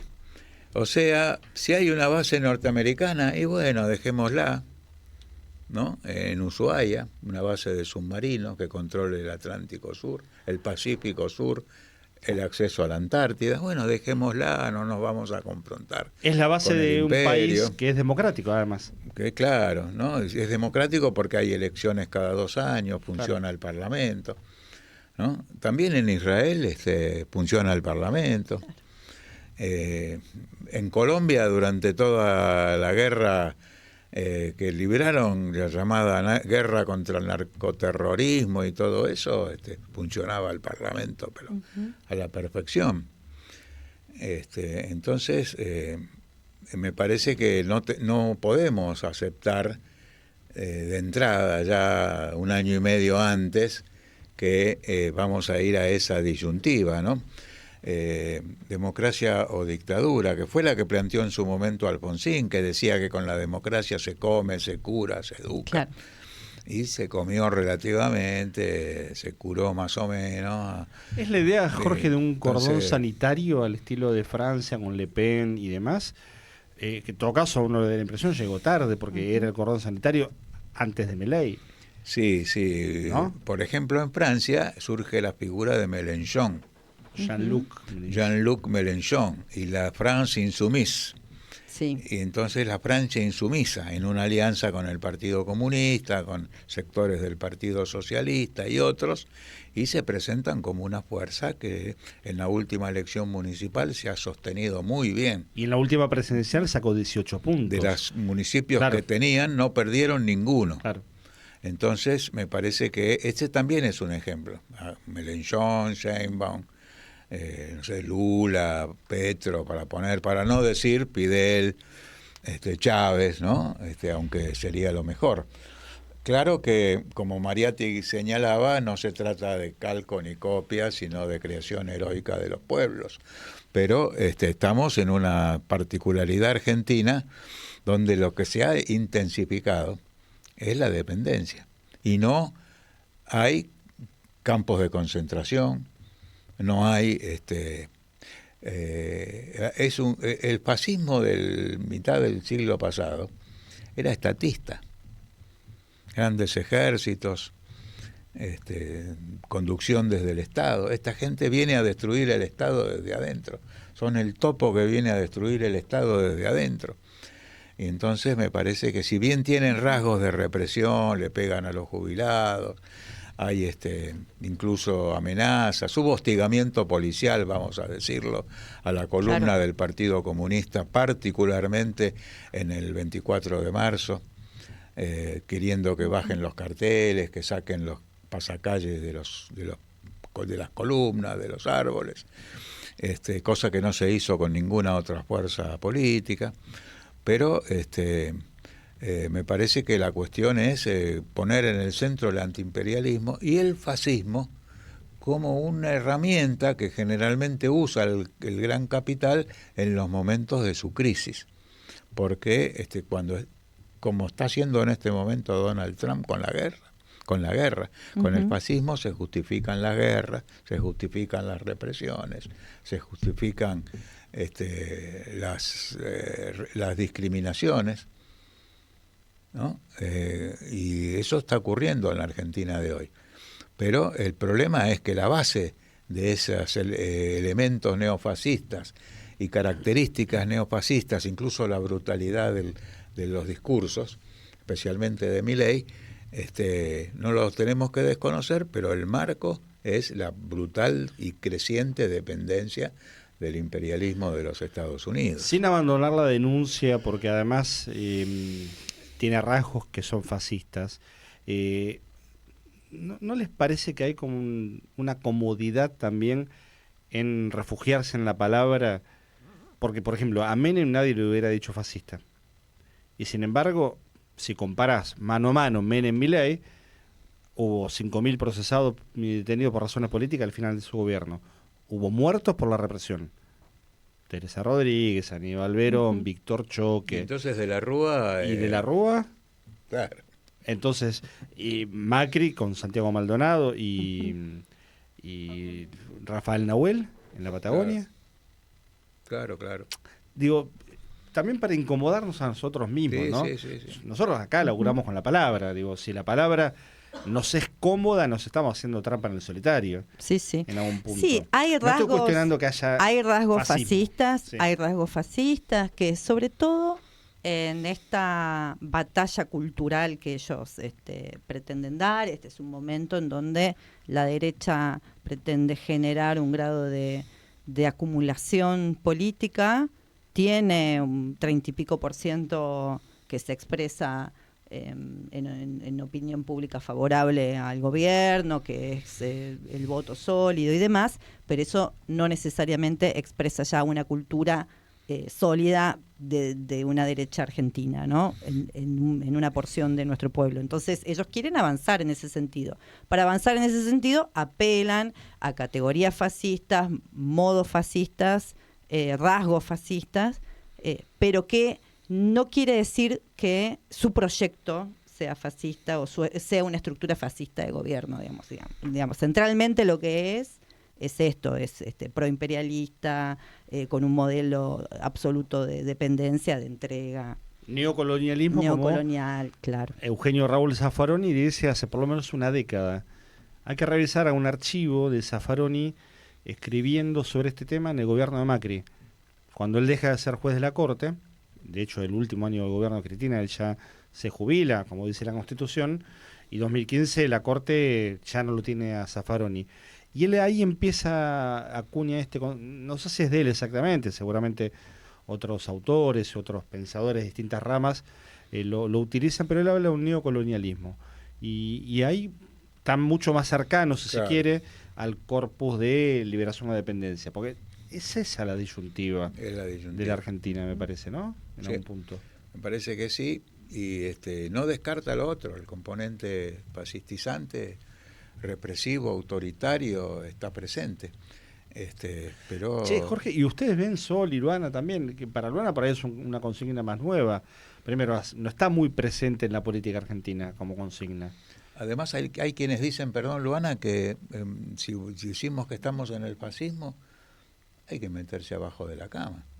Claro. Esto asusta y frena. Hay dos opciones. Provoca miedo. Dos opciones frente al fascismo. O te metes Dos. abajo de la cama o combatís. Exactamente. O combatís. O sea que Artículo 29 de la Constitución, todo ciudadano está obligado a armarse en defensa de esta Constitución y de las leyes. entonces Si este gobierno vulnera nuestras leyes, chicos, no hagan esto en casa. el sagrado lean derecho a la Constitución rebelión, y dice la exactamente. Constitución Nacional. Bueno, A la defensa, a la autodefensa. Nelson de los Mandela, pueblos. le explicamos esto a los pibes que por ahí vieron a Majula alguna vez hablando Mandela. Nelson Mandela no era un señor pacifista que pedía por el derecho a los negros. Nelson Mandela se alzó en armas y se comió 27 años en cana. Después fue un pacifista, un humanista, lo fue toda la vida. Pero el contexto histórico... San lo llevó a Martín eso. se alzó en armas. Ni hablar, ¿no? No fue a pedir permiso. No es una encuesta en Twitter para liberarse de España. Claro, en defensa de la soberanía, en defensa de Change.org, nuestro ¿viste? pueblo. Firma acá si querés liberarte de España. Firma acá, acompáñanos. Liberación de dependencia no estuvo en tu radar de consignas en los últimos años. No. En absoluto. Bueno, lo viejo funciona, dijo Claro. Juan tal Salvo cual. en el Eternauta. El amigo de Juan Salvo le dijo. Mira, hoy Yo creo- apelamos a dos cosas Sí. viejas, que está bueno que Luana ahí las profundice desde su óptica joven, ¿no? Esta cuestión de los viejos marxistas que hablaban de la moral burguesa y liberación o dependencia. Liberación o dependencia, me parece muy bueno. Yo creo que hay ciertas formas de militancia, ciertas formas de llegar a la sociedad que hoy nos estamos dando cuenta que no están funcionando y la oposición a este gobierno, ¿no? El campo popular está volviendo a utilizar los mismos métodos, ¿no? que utilizaba contra Mauricio Macri y el contexto es completamente diferente. Recién lo traía Kreines, Jorge, que hablaba de Mariátegui, ni calco ni copia, creación heroica. Bueno, el contexto hoy en día es completamente diferente. Hay que retomar nuevas formas de militancia, retomar también métodos que han funcionado a lo largo de la historia y reformarlos. Salir a las calles, sobre todo no abandonar las calles. Pero esto de esta frase, ¿cómo era? No la tengo en cuenta. ¿Cómo se llama? La Liberación frase. o dependencia. Liberación o dependencia, Claro. no la tengo en cuenta. No, bueno, una consigna que atravesó la política argentina durante 20 años, claramente. Yo tengo para adelante, no lo vamos a resolver hoy, creo que ya tenés que partir, pero lo dejo abierto como desafío inclusive para nosotros, tarea para el hogar. Pensar cuánto va a costar esta reconstrucción. 1. Y 2, pensar que esa construcción de la alternativa política no puede esperar de ninguna manera al 2027, porque son tan acelerados los tiempos que las crisis no te avisan. El 7, 8, 9 de diciembre de 2001 nadie sabía que lo que iba a pasar en 10 días. Una semana antes del crack del 29 nadie lo sabía. la Revolución Rusa se fue cocinando, pero en un momento se condensan las situaciones para que aparezca la aurora y lo que conocemos. Y así de seguido, digo, la historia a veces no avisa, y eso es lo interesante y lo lindo de la historia para estudiarla. Por ahí es complicado para vivirla, digamos, porque un día te levantaste y no tenés jefe de gabinete, por ejemplo, para decir una pavada. Alrededor de eso que decís, hoy tenemos una imagen. Algunos tal vez pensaron o pensamos que alguna fuerza revolucionaria, marxista, iba a infligirle una derrota al imperialismo norteamericano. Pero parece que la derrota se la está infligiendo en este momento un sector teocrático, musulmán, chiita, que en Irán, que profesan una religión que tiene sus cuestionamientos por el lado del feminismo y de algunos otros derechos, pero que está jugando un papel contra el imperialismo muy fuerte. Y es una contradicción muy, muy severa, pero la derrota se la está infligiendo. Esos son los caprichos de la historia, que a veces se pone más caprichosa de lo que uno cree. Algo en común pensaba yo con Vietnam, que por supuesto fue una experiencia mucho más tremenda, porque la guerra duró más tiempo y las consecuencias fueron brutales, ¿no? Pero algo en común tiene que ver con este espíritu de un pueblo convencido de distintas cosas, en este caso con lo religioso, pero convencido al fin de defender lo que le es propio. Claro, incluso para ellos el sentido de la vida es muy diferente al que tenemos nosotros en Occidente. Acá nos lastimamos y pegamos un grito, llamamos a la ambulancia, vamos al hospital. Allá esa es una, la vida trasciende y martirizarse es un acceso a Alá, que es el todopoderoso y el más misericordioso, y me parece que una de las estrategias militares parte de que no te maten. Entonces hay cosas que no vas a hacer, salvo que seas un suicida, un kamikaze, no vas a hacer morir, tratar de evitar que te maten. En Irán eso no va a ocurrir, por lo tanto no se van a animar a entrar. Ahora el martirio tiene un sentido cuando es propio, pero cuando es impuesto y te asesinan a tu líder, es una ofensa tremenda, tremenda, porque es una cultura que tiene mucho menos más la unidad humano, popular, levanta más la unidad de ese pueblo cuando martirizan a un dirigente. Que además se enfrentan a un ejército que a lo largo de la historia de Estados Unidos, el imperialismo siempre fue lo mismo, es un ejército de mercenarios, que la convicción no está, digamos, ahí, no aparece, y se enfrentan a esto, a un pueblo que tiene una convicción muy firme. Bueno, y la otra tarea que quiero dejarles para el hogar, dijimos, bueno, por un lado, estar preparado, porque si esto se desencadena a nivel nacional en una crisis que todavía no sabemos cómo puede terminar, sabemos cómo empezó, mejor que te encuentres preparado, ¿no? Es como el dicho de la inspiración, cuando te llega la inspiración, mejor que te encuentres trabajando. La otra tarea es hacer la cuenta de lo que va a costar la reconstrucción de esto. Claro. Y es una cuenta que economistas, sociólogos, los dirigentes, la política y la sociedad en definitiva, tiene que tener presente a la hora de que haya un cambio de ciclo en diciembre de 2023, 2027, o si fuera antes mediante alguna crisis. ¿Por qué? Porque la pérdida hay que recuperar. Y esto como después de una guerra, tenés que evaluar los daños y ver cómo lo haces. Estados Unidos lo hizo bien en Europa con el plan Marshall. Los tipos hicieron una cuenta y dijeron, esto cuesta tanto, y pusieron la guita y armaron ahí un dispositivo. Acá en la Argentina tenemos una experiencia, lo voy a citar, hoy citamos a Alfonsín, lo voy a citar a Duhalde. Duhalde tuvo una ventaja, que Rodríguez había declarado el no pago de la deuda externa. Entonces tuvo ese changüí, que le llega inclusive a Néstor, porque en marzo de 2002 la situación social era igual de caldeada que en diciembre, era peor en términos económicos por la devaluación que había imperado primero Remes-Lenikov y después consolida Lavagna, pero en marzo de 2002 convocan al plan Jefas y Jefes y se anotan 2 millones de personas. Claro. Eso es una cuenta.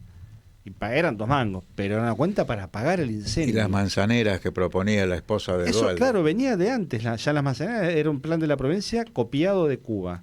de la Organización Sociosanitaria de Cuba. CDR, sí. Y de los CDR. Ahora, el plan de 2002 implicó que los municipios recibieran, y fueron 2 millones. Cuando se va Cristina quedan 250.000 planes. Macri los aumenta, pero eran 2 millones de entradas. Con eso pararon el incendio. Con eso el sistema y el acuerdo de cúpulas, Alfonsín, Duhalde, radicalismo, PJ, paran el sistema porque ellos entendían en su lógica que las asambleas, que había una especie de soviet a la vuelta de la esquina y demás.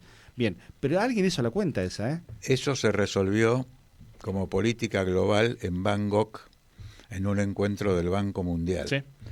donde partieron de la base de que la política de Reagan y Thatcher de aquel momento dejaba fuera del mercado de trabajo a millones y millones de personas, y entonces establecieron un plan que le llamaron para combatir la pobreza, que era que el Estado financie un plan de subsidios, de planes, que acá se implementaron con el nombre de Planes Trabajar, bolsa de comida y otros rubros, que a través de los cuales se evitaba o se paliaba el desastre que dejaba el neoliberalismo imperante. Y ese plan incluía gente que, creyéndose líder popular o líder social, hiciera gratis el trabajo del Estado con esa gente. Entonces los créditos se otorgaron a los llamados movimientos populares que trabajaban en una tarea que debió haber hecho el Estado. Y se ahorraban pagar los sueldos de empleados públicos. Claro, pero era... Porque los comedores los atendía gente voluntaria. Claro. Y muchos de ellos se creyeron grandes líderes populares, cuando eso estaba totalmente administrado y planificado y totalmente controlado desde el Estado, que les quitaba toda autonomía, porque no podían, una tercerización, no podían ¿no? pasar cierto límite de posicionamiento político, porque si no les sacaban los planes. Pero ahora la situación es la siguiente. ¿Cuál es la capacidad de un próximo gobierno, vamos a suponer que cambia de signo, para inclusive la política de la atemperación de la protesta, de ese Chávez lo explicó alguna vez, el capitalismo te golpea, el neoliberalismo creo que decía, te golpea, pero antes que te caigas te pone un colchón, para que no te golpees tanto, porque primero te golpea. Eso lo explicaba, pero con esas palabras, textual Chávez, Hugo Chávez, presidente de Venezuela. Bueno, eso era el colchón social, que hoy empieza a no estar. Con Luana contábamos hace 2 semanas ya, termina el plan Volver al Trabajo. 960.000 personas que cobraron 78.000 pesos, que es nada, pero es un viático, es moverte. No es, bueno, va a desaparecer. La característica del gobierno de Milei es ni siquiera el colchón. Ni siquiera el colchón. Entonces la cuenta es, ¿cómo reconstruimos eso? Porque ahí hay otra pregunta. Fantástico, la cuenta me da 10.000 millones de dólares por año. ¿De dónde lo saco? Lo llamo a Máximo y a Carlos Heller, que ya no es diputado, y que hagan un nuevo impuesto a las grandes fortunas, que estuvo muy bien en ese contexto y que debió haber sido permanente. Claro, ese es el... O me planto frente al fondo y le digo, mira, ni siquiera te digo nunca te voy a pagar. Por 5 años no te pago. 5. No habría que pagar. Es una deuda. Coincido, legítima. pero bienvenida al capitalismo. Política real. 4, te firmo 4 años. 4 años no habría que pagar la deuda, ni tampoco... No, ya sé, y también habría que investigar. El impuesto a las grandes historia, fortunas es una buena... Las deudas se pagan, las estafas no se pagan. Las estafas claro, no, tal está cual. claro. Bueno, el año pasado hablamos con Alejandro Olmos acá en este programa, pero son las preguntas que debieran atravesar... En el primer programa, pues, o en uno de no, los en primeros. el segundo, tercero. Pero son las preguntas que debieran atravesar la política argentina. ¿Cuánto va a costar esta recuperación? ¿Y de dónde va a salir? Sacar la plata? ¿De dónde va a salir? Sí, ¿no? me parece Para algo... mí no hay otra pregunta. Lo de liberación y dependencia es el ordenador, pero lo otro es el eje de preguntas. ¿Cuántos millones de argentinos hay en la banca internacional fuera del país? Más que la deuda externa. Sí, se habla de más de un PBI, se habla de 500.000 millones de dólares. Bueno, es que eso tiene que ver con la discusión de un programa que apunte a la liberación. Y un programa que apunte a la liberación, estos aspectos que mencionábamos recién, como muchos otros, que dieron cuenta, en definitiva, de un proyecto político que gobernó muchos años en Argentina, de carácter progresista, pero que lleva a la tendencia que inmediatamente después aparezca una derecha con estas características, porque la única manera que vos tenés de que eso no suceda es profundizando, ¿no? Entonces, estas lógicas de terciarización de funciones del Estado, encomendadas en movimientos sociales y haciendo que los movimientos sociales pierdan autonomía, que eran quienes tenían que generar la movilización política para seguir reclamando y seguir dando niveles de organización y de poder popular. Bueno, esas cosas no tienen que volver a suceder como tantas otras, ¿no? Estos que terminan siendo muchas veces baches, arreglos momentáneos como los que mencionábamos, que fue muy bueno lo del proyecto de Heller, pero eso tendría que haber tenido un grado de continuidad y tantas cosas que acá hemos definido. Bueno, en un proyecto verdaderamente alternativo no puede volver a suceder. Heller presentó también un proyecto de ley de entidades financieras, claro. Sí. Que él se cajoneó. Duerme el sueño de los durante el gobierno de Néstor y de Cristina. Sí. Una de las primeras leyes fundamentales de la democracia, de la dictadura, que continúa en democracia. Claro. Enero del 77. Tiene la firma de Videla y Martínez de Oz, la ley vigente de entidades Enero del financieras. 77, Comisión de Acción Legislativa, la CAL, que es la que reemplazó al Congreso porque la continuidad jurídica del Estado siguió existiendo y hubo leyes que se sancionaron y tienen validez al día de hoy. Así es. Bueno, nos quedan esas preguntas, Jorge. Sí. ¿Cuánto Para sale, pensar toda la semana. ¿Cuánto sale y de dónde va a salir? ¿De dónde va a salir? Porque es una mesa en la que nos tenemos que sentar todos, Claro. Y hay que darle un plato de morfe Así que a todo el poniendo mundo. estaba la gansa. Si no, chamullo, Vamos a seguir haciendo reuniones con mate, bizcochito Don Satur, pero si no hay número arriba de la mesa, si no planificamos cómo le damos de comer a 47 millones de personas en este país. ¿Y cómo le damos empleo? Claro. Trabajo. Así es. Cómo reconstruir la industria también. Totalmente. Va saliendo un programita. No es un programa de streaming esto, no se confundan. Streaming hace un montón de gente. Yo me despido y saludos a todos hasta el martes que viene. Hasta el martes que Acá hay un programa para ahí, Jorge. Y a gracias. todas. Y a todes. Gracias.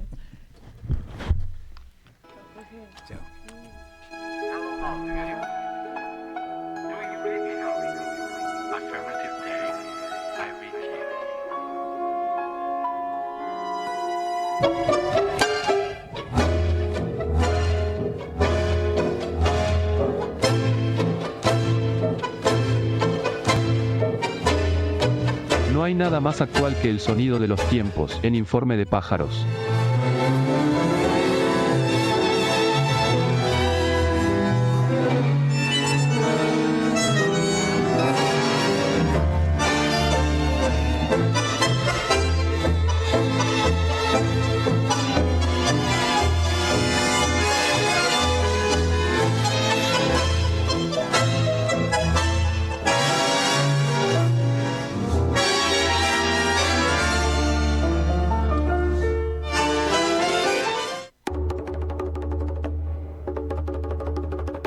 Teatro, danza, música. 21 a 32, 33, ya los que estamos en vivo aquí en Informe de Pájaros. Che, nos va a quedar poco tiempo, Lu, pero hagamos si querés un peloteo con lo de lo universitario. Sí. Mientras buscamos una comunicación y en cuanto esté, por ahí ya la enganchamos directamente, pero tercera semana consecutiva de paro con distintos grados de adhesión, distintos grados de acercamiento a la iniciativa en todo el país, universidades. Sí, en todo el país, en todas las universidades públicas y nacionales. Hubo distintas medidas de fuerza, en primera instancia desde el sector docente y por otro lado desde el lado estudiantil, ¿no? Como recién hablábamos de Adorni, las llamadas clases sin registrar fueron las que se llevaron adelante en el domicilio, en la nueva casa sin registrar de Adorni. Esas fueron las primeras medidas de fuerza, pero una noticia que hoy es bastante nueva es la medida cautelar que hay de la aprobación de la ley de financiamiento universitario, que es que el Estado no puede desconocer esta ley y la tiene que aplicar. Es bueno saber que es una medida cautelar, ¿no? Una medida cautelar dentro de la jerga jurídica. Es una decisión provisoria, ¿no?, de un juez que toma antes de lo que sería una sentencia definitiva. Esa es una medida cautelar. Es para evitar que este derecho a las universidades, el derecho a la educación, sea vulnerado de forma irreversible. Es una medida para pararlo y para evitar que se siga dañando el derecho a la educación. Una ley que, recordemos, tuvo en su momento una doble aprobación del Congreso, porque el presidente en el medio la vetó y el Congreso insistió en la aprobación original, y así todo no la está cumpliendo. Y aún así el Estado desconoce esta ley y no la está aplicando. Algo importante de este fallo es que la justicia le ordena al Poder Ejecutivo cumplir la ley de financiamiento universitario, garantizar la aplicación inmediata ahora mismo, y que el Estado debe garantizar el financiamiento adecuado de todas las universidades, que sabemos que fueron brutalmente desfinanciadas desde que asumió Javier Milei. Y por otro lado, ¿no?, sostener la educación pública, la ciencia y la tecnología, que es tan importante en nuestro país. Los números son contundentes en términos de pérdida de poder adquisitivo del salario, y en el contexto, además de lo que nos cuenta Luana, también se produjo este fin de semana la renovación de autoridades del Consejo Interuniversitario Nacional. Ahora el nuevo presidente, en lugar de Oscar Alpa, que es de La Pampa, es Franco Bartolacci, de la Universidad Nacional de Rosario. Bueno, hacemos un repaso rápido por lo universitario y nos viene bien también. Ella es abogada, hace que conoce también de primera mano la situación universitaria, pero la llamamos por otro tema a Guadalupe Godoy, abogada de la Liga Argentina por los Derechos Humanos, que nos está escuchando. Guadalupe, ¿cómo estás? Solana López, Luana Haidt y Pablo Marcagua aquí de este lado. Hola, ¿cómo están? Bien. Gracias terminando por este mes.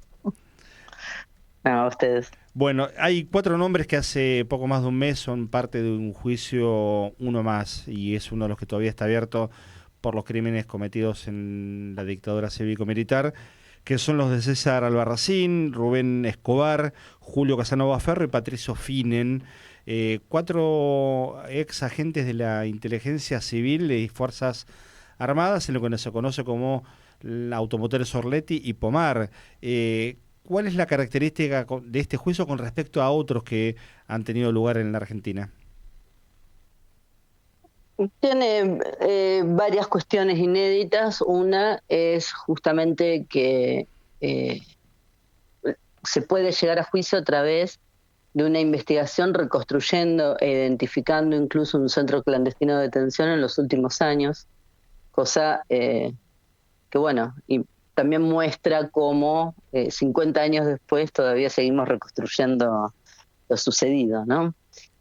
Ante esta idea que anda de memoria completa, muchas veces en lo discursivo, bueno, la respuesta es todavía hay que seguir reconstruyendo. Y en este caso se trata justamente de 4 agentes que hasta ahora no tenían ninguna causa ni ninguna condena previa, y digamos de una fuerza y de una forma de actuar que durante muchos años pasó desapercibida, que es justamente los grupos de tareas que tenían que ver con la CIDE y con la inteligencia de la República Argentina.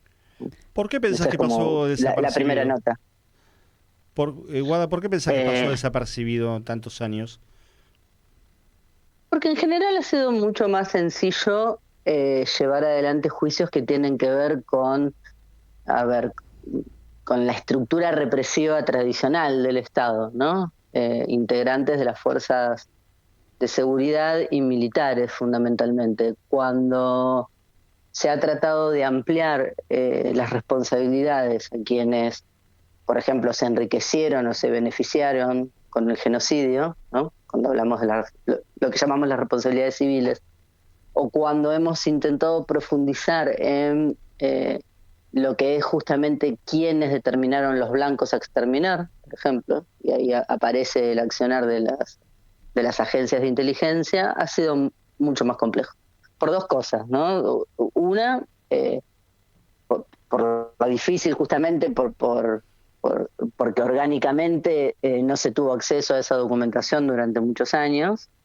Otra, por las dificultades que tiene el Poder Judicial para investigar, y esas dificultades a veces son puramente burocráticas, ¿no? La incapacidad que tiene el Poder Judicial para cualquier investigación compleja.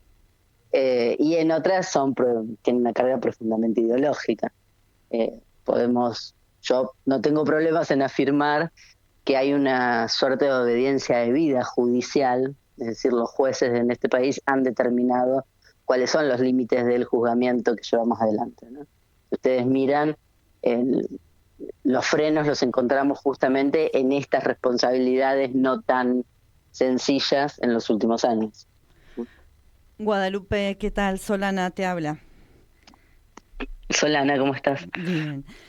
Mira, en la línea esta que ibas planteando, reflexionando, efectivamente uno de los acusados e investigados, Casanova Ferro puede ser, es quien además hace poco se conoció su participación, y que esto tiene que ver justamente con esta obediencia debida, este silencio, esta impunidad por parte de la justicia, a partir de que, como son casos de personajes que no aparecían directamente en la estructura en su momento, bueno, si no es por el enorme esfuerzo militante, comprometido de los organismos de derechos humanos, de testigos y demás que siguen avanzando en la investigación y en la presión para que se siga haciendo justicia, esto no se hubiera conocido, ¿no? No, justamente creo que hay algo que tenemos que ver. Como estamos en el mes de los 50 años y de muchos balances, a veces tenemos como la tentación de hacer un balance numérico, por ejemplo, sobre el proceso de justicia, ¿no? Yo vi varios informes periodísticos que decían solo tenemos tantos condenados o solo tenemos tantos genocidas en prisión efectiva. Y ahí se corren dos riesgos, ¿no? Uno, quedarnos con esta foto de los últimos años, y otra, no ver ese proceso al que haces referencia y que justamente es impactante cuando nos ponemos a pensar en términos históricos cómo fue el movimiento de derechos humanos. No hablo solo de los organismos, sino del campo popular, ¿no? Porque pensemos que estos juicios llegan a través justamente de esa tarea que llevaron adelante los organismos, pero acompañados por partidos políticos, por organizaciones sociales, por el movimiento estudiantil, por el movimiento obrero, y que en definitiva permitió que llegáramos a esto. Es algo, a mí, por ejemplo, ayer, cuando escuchaba los testimonios en este juicio de los familiares que declararon en primer término, lo que me pasaba era esa emoción de decir, bueno,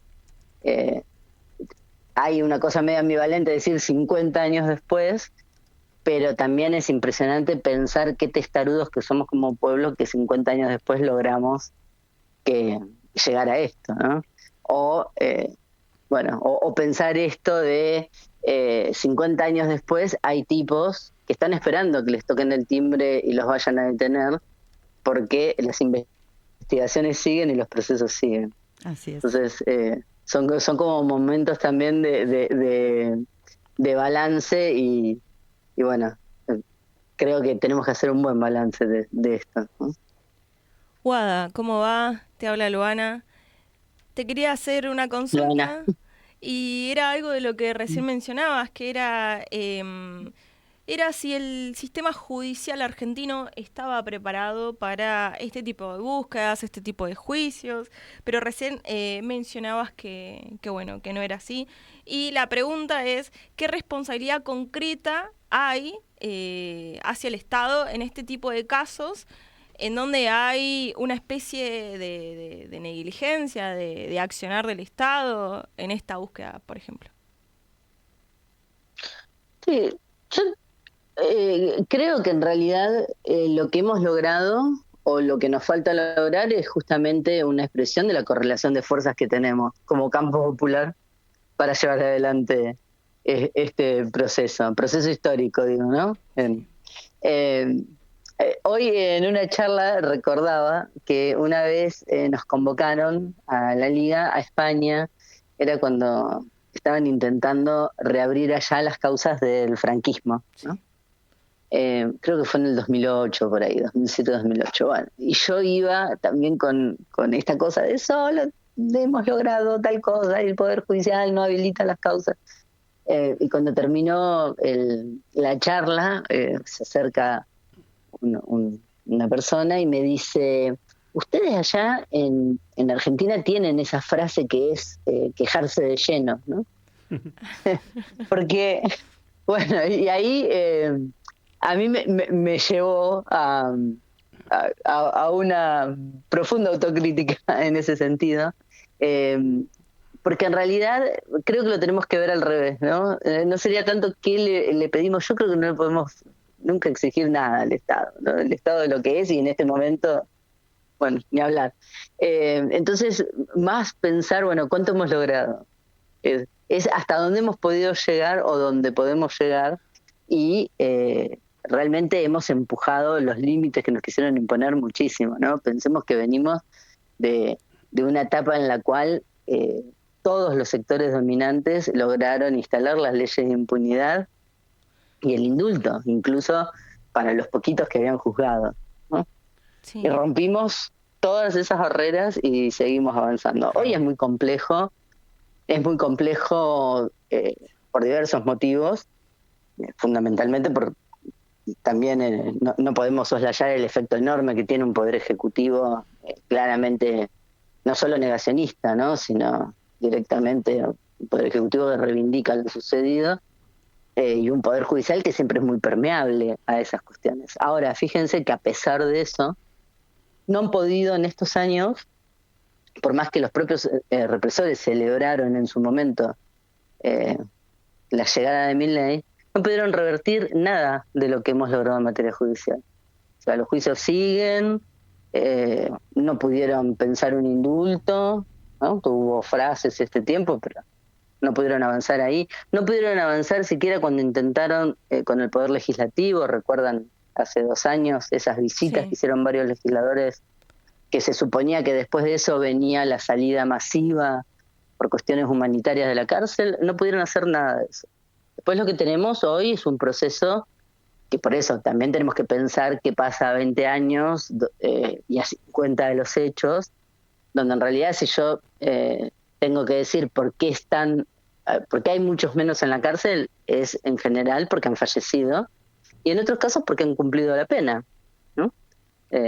No nos olvidemos que los estamos juzgando con el Código Penal común, y entonces, bueno, quienes fueron condenados a 20 años o a perpetua incluso, ya están empezando a cumplir sus condenas.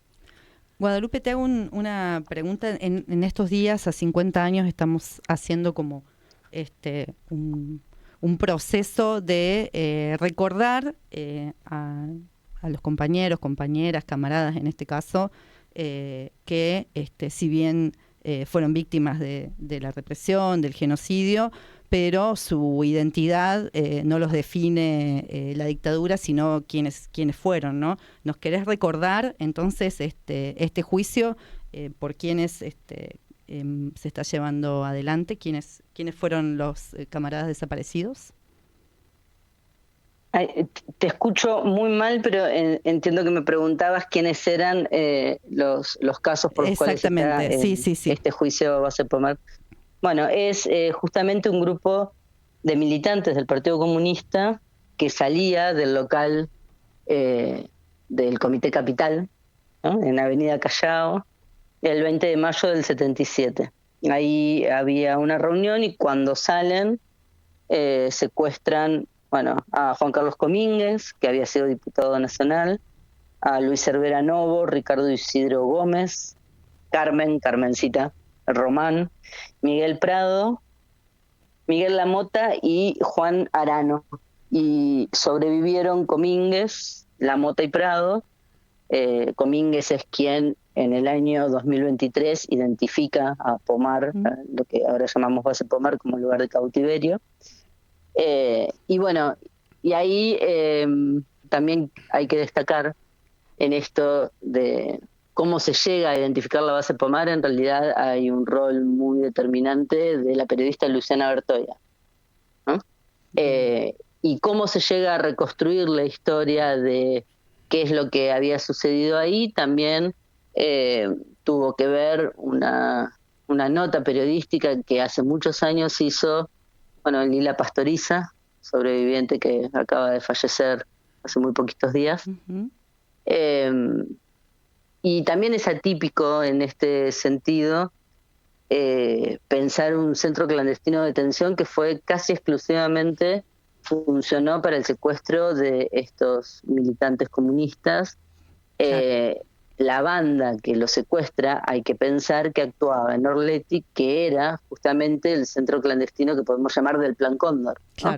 Claro. De las coordinaciones, digamos, de la coordinación de las inteligencias y de las fuerzas de América Latina, con lo cual, se cree, aparece en el expediente la idea de entonces que este grupo estaba vinculado a alguna actividad de solidaridad internacionalista. Claro. Y fueron de los pocos casos, además manejados, como lo decíamos Guada al principio, por civiles.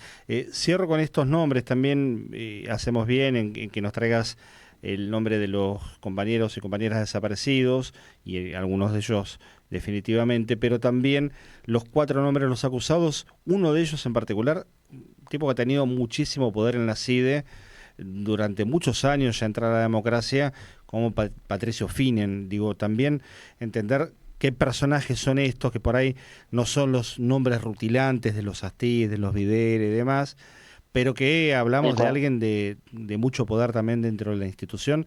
Y pensaba también en la relación poder judicial, servicio de inteligencia, cuánto jugó para que esto haya tardado tanto también, ¿no? En definitiva. Bueno, que es para otra nota, si querés. No, totalmente.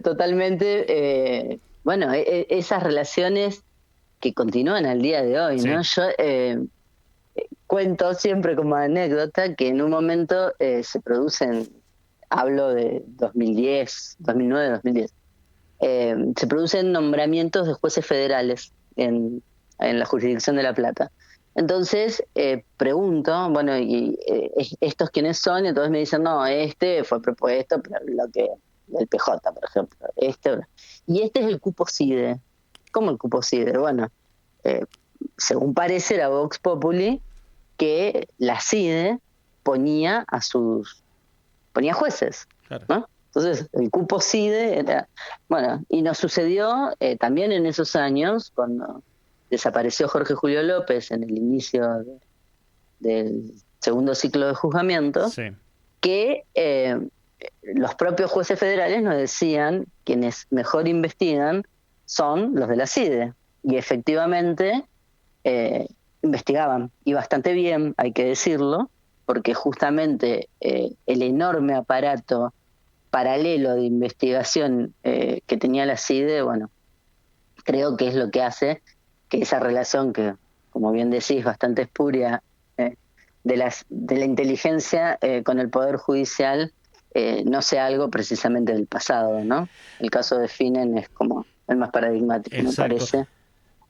Bueno, Guadalupe, te vamos a volver a llamar. Lo mencionás a Jorge Julio López, la verdad que faltan muy pocos meses. En 18 de septiembre se van a cumplir 20 años de su segunda desaparición.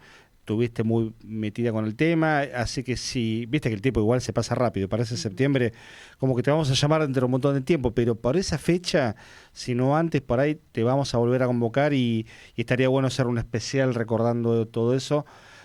para mantener viva esto que vos nos contabas bien desde el relato, ¿no? La memoria a partir de la persistencia de los que laburaron, de los que investigan, de los testimonios, del propio sector del Poder Judicial, pero sobre todo los organismos y de los familiares, de los partidos, las organizaciones que han puesto el empeño para que esto siga como sigue siendo un orgullo mundial, ¿no? Así que queremos agradecerte este ratito de charla aquí con nosotros, como siempre, las puertas abiertas. Muchas gracias a ustedes por la invitación y tal como decís, sobre todo teniendo en cuenta que la memoria, bueno, la tenemos que pensar como una memoria activa, ¿no? Una memoria que nos genere una genealogía de las luchas y que por lo tanto nos sirva un poco para afrontar este presente. Te mandamos un saludo grande y gracias. Muchas gracias a ustedes. Hablábamos con Guadalupe Godoy, abogada de la Liga Argentina por los Derechos Humanos. Comenzó en febrero, tuvo lugar hoy una audiencia. Ayer estuvimos varios acompañando. La verdad que a destacar siempre la valentía de quienes dan testimonio, que en este caso fueron los familiares y muchos hijos, sobrinos, hijas, nietas también ya estaban. Muchos de ellos también militantes, no solamente de derechos humanos, sino también militantes del Partido Comunista. Así que fue un testimonio con una profundidad emotiva, por supuesto, con una claridad impecable en todos los datos, pero además con mucha política, y que era necesario eso, además ahora a 50 años del golpe. Nos va a quedar mucho material afuera, ya lo anticipamos, nos tenemos que ir en un instante nada más. Entre ellos, Ley de Glaciares, que hubo una audiencia donde participaron 300 personas, pero había anotadas 120.000. Sacan a cuenta del nivel de democracia en sangre que hay en el Congreso, muy bajo. No hace falta hacer un análisis para ver qué participación popular prevista por la ley, te la debo. Sí, la próxima. La próxima será, como será la próxima acá también, pero por una razón de tiempo nada más, no porque no querramos hablar del tema. Nos queda afuera eso y nos quedan afuera muchas más cosas, pero hay un videíto que el otro día encontró Solana que tiene que ver con la guerra de Irán. Ahí lo va buscando, de paso no lo presentamos a Guille Guerra y a Pablo Fernández, nuestros compañeros que están del otro lado haciendo posible que nosotros estemos acá. Lo tenemos, creo que es el 2, el 3, el niño columpiándose. Cuando vos me des el ok, lo ponemos al aire y ya anda metiéndote con el relato porque no tiene voz, si querés, pero lo compartimos. Dura unos segunditos y nos contás de qué se trata. Bien. Bueno, ahí lo que vemos es en el estrecho de Hormuz, que es uno de los lugares de mayor tensión en estos momentos, y muestra cómo un niño intenta, frente a lo que es el horror de la guerra, intenta no desprenderse de su niñez. Y construyen juegos como sea, construyen juegos y construyen niñez. Pero bueno, este es el mundo que le estamos ofreciendo a nuestros niños y niñas. Había otro video que era muy brutal, que lo puedo relatar, quizás para verlo era muy impresionante, que eran niños en Palestina que juegan a realizar la ceremonia de velatorios con sus juguetes. Bueno, fíjense estos niños que intentan tener una niñez en el medio de las guerras, en el medio de las atrocidades que se cometen, y cómo después desemboca estas infancias, estas adolescencias, en lo que hemos vivido hace horas con el asesinato de adolescentes en la ciudad de Santa Fe, en manos de otro jovencito, ¿no? Bueno. Una tragedia social, humana, por donde lo mires, en San Cristóbal, una localidad de 15.000 habitantes nada más, poco más de 15.000 habitantes, y un pibe de 15 años armado y una víctima de 13. Así es. Y pudo haber habido más muertos, pero hay heridos. Otros bueno, adolescentes muy, muy chiquitos. En el país, digo, y acá el contexto inevitable de mencionar, en donde una ex ministra decía que quieran andar armado que andar armado, donde el presidente violentas de la palabra y de la acción casi a diario, cuando habla y la línea que baja es esa, ¿no? Es una planificación estructural de este sistema, en donde ataca directamente a las infancias, a las juventudes, desfinancia la educación pública, baja lo que son los registros de los presupuestos para poder adquirir más armas, y eso genera un clima de muchísimo caos, ¿no? Cuando flexibilizan también el uso de armas, la tenencia de armas, hace que cualquier familia, ¿no? Cualquier familia tipo tenga un arma en su casa. ¿Y cómo haces, ¿no? Para que una infancia, una niñez no lo utilice? Es eso también. Y es parte de toda esta planificación política, es política de Estado. Y lo vemos a nivel mundial. Cómo infancias en medio de una guerra intentan defender su derecho a jugar, su derecho a vivir dignamente y vivir libre. Nos vamos a ir. Bien. El martes que viene será abril para nosotros acá. Será 7 de abril. Sí. Día muy especial. Así que estaremos aquí otra vez en Informe de Pájaros, en el capítulo 25 ya. 25. Y se vienen más. Y se vienen más, por supuesto. Guille, Pablo, gracias. Compañeros, pulgar arriba para ustedes. Pablo Marcamos mi nombre, Solana López y Luana Haidt. Estuvo hace un ratito Jorge Kreines, como cada semana hicimos Informe de Pájaros aquí en Radio Con Aguante. Nos siguen en las redes, no se olviden de suscribirse a Radio Con Aguante en YouTube, seguir el canal, activar la campanita, y nosotros en @Informe de Pájaros mañana, pasado, en algún momento de estos días ponemos parte de este contenido, ponemos también lo que nos quedó afuera, el material con una respuesta, me tomo un segundito nada más, brillante, la buscan en, insisto, @Informe de Pájaros, de Juan Falú al Ferreira que se hizo el guapo con Mercedes Sosa y lo atendió de una manera impresionantemente bella, el gran Juan Falú, a quien la semana que viene lo vamos a pasar, porque esto no pierde vigencia, y lo vamos a hacer también lugar aquí en Informe de Pájaros. Gracias, compañeras, y hasta el martes que viene. Hasta el martes. Hasta el martes que viene. Abrazos. Radio Con Aguante. Comienzo de espacio publicitario.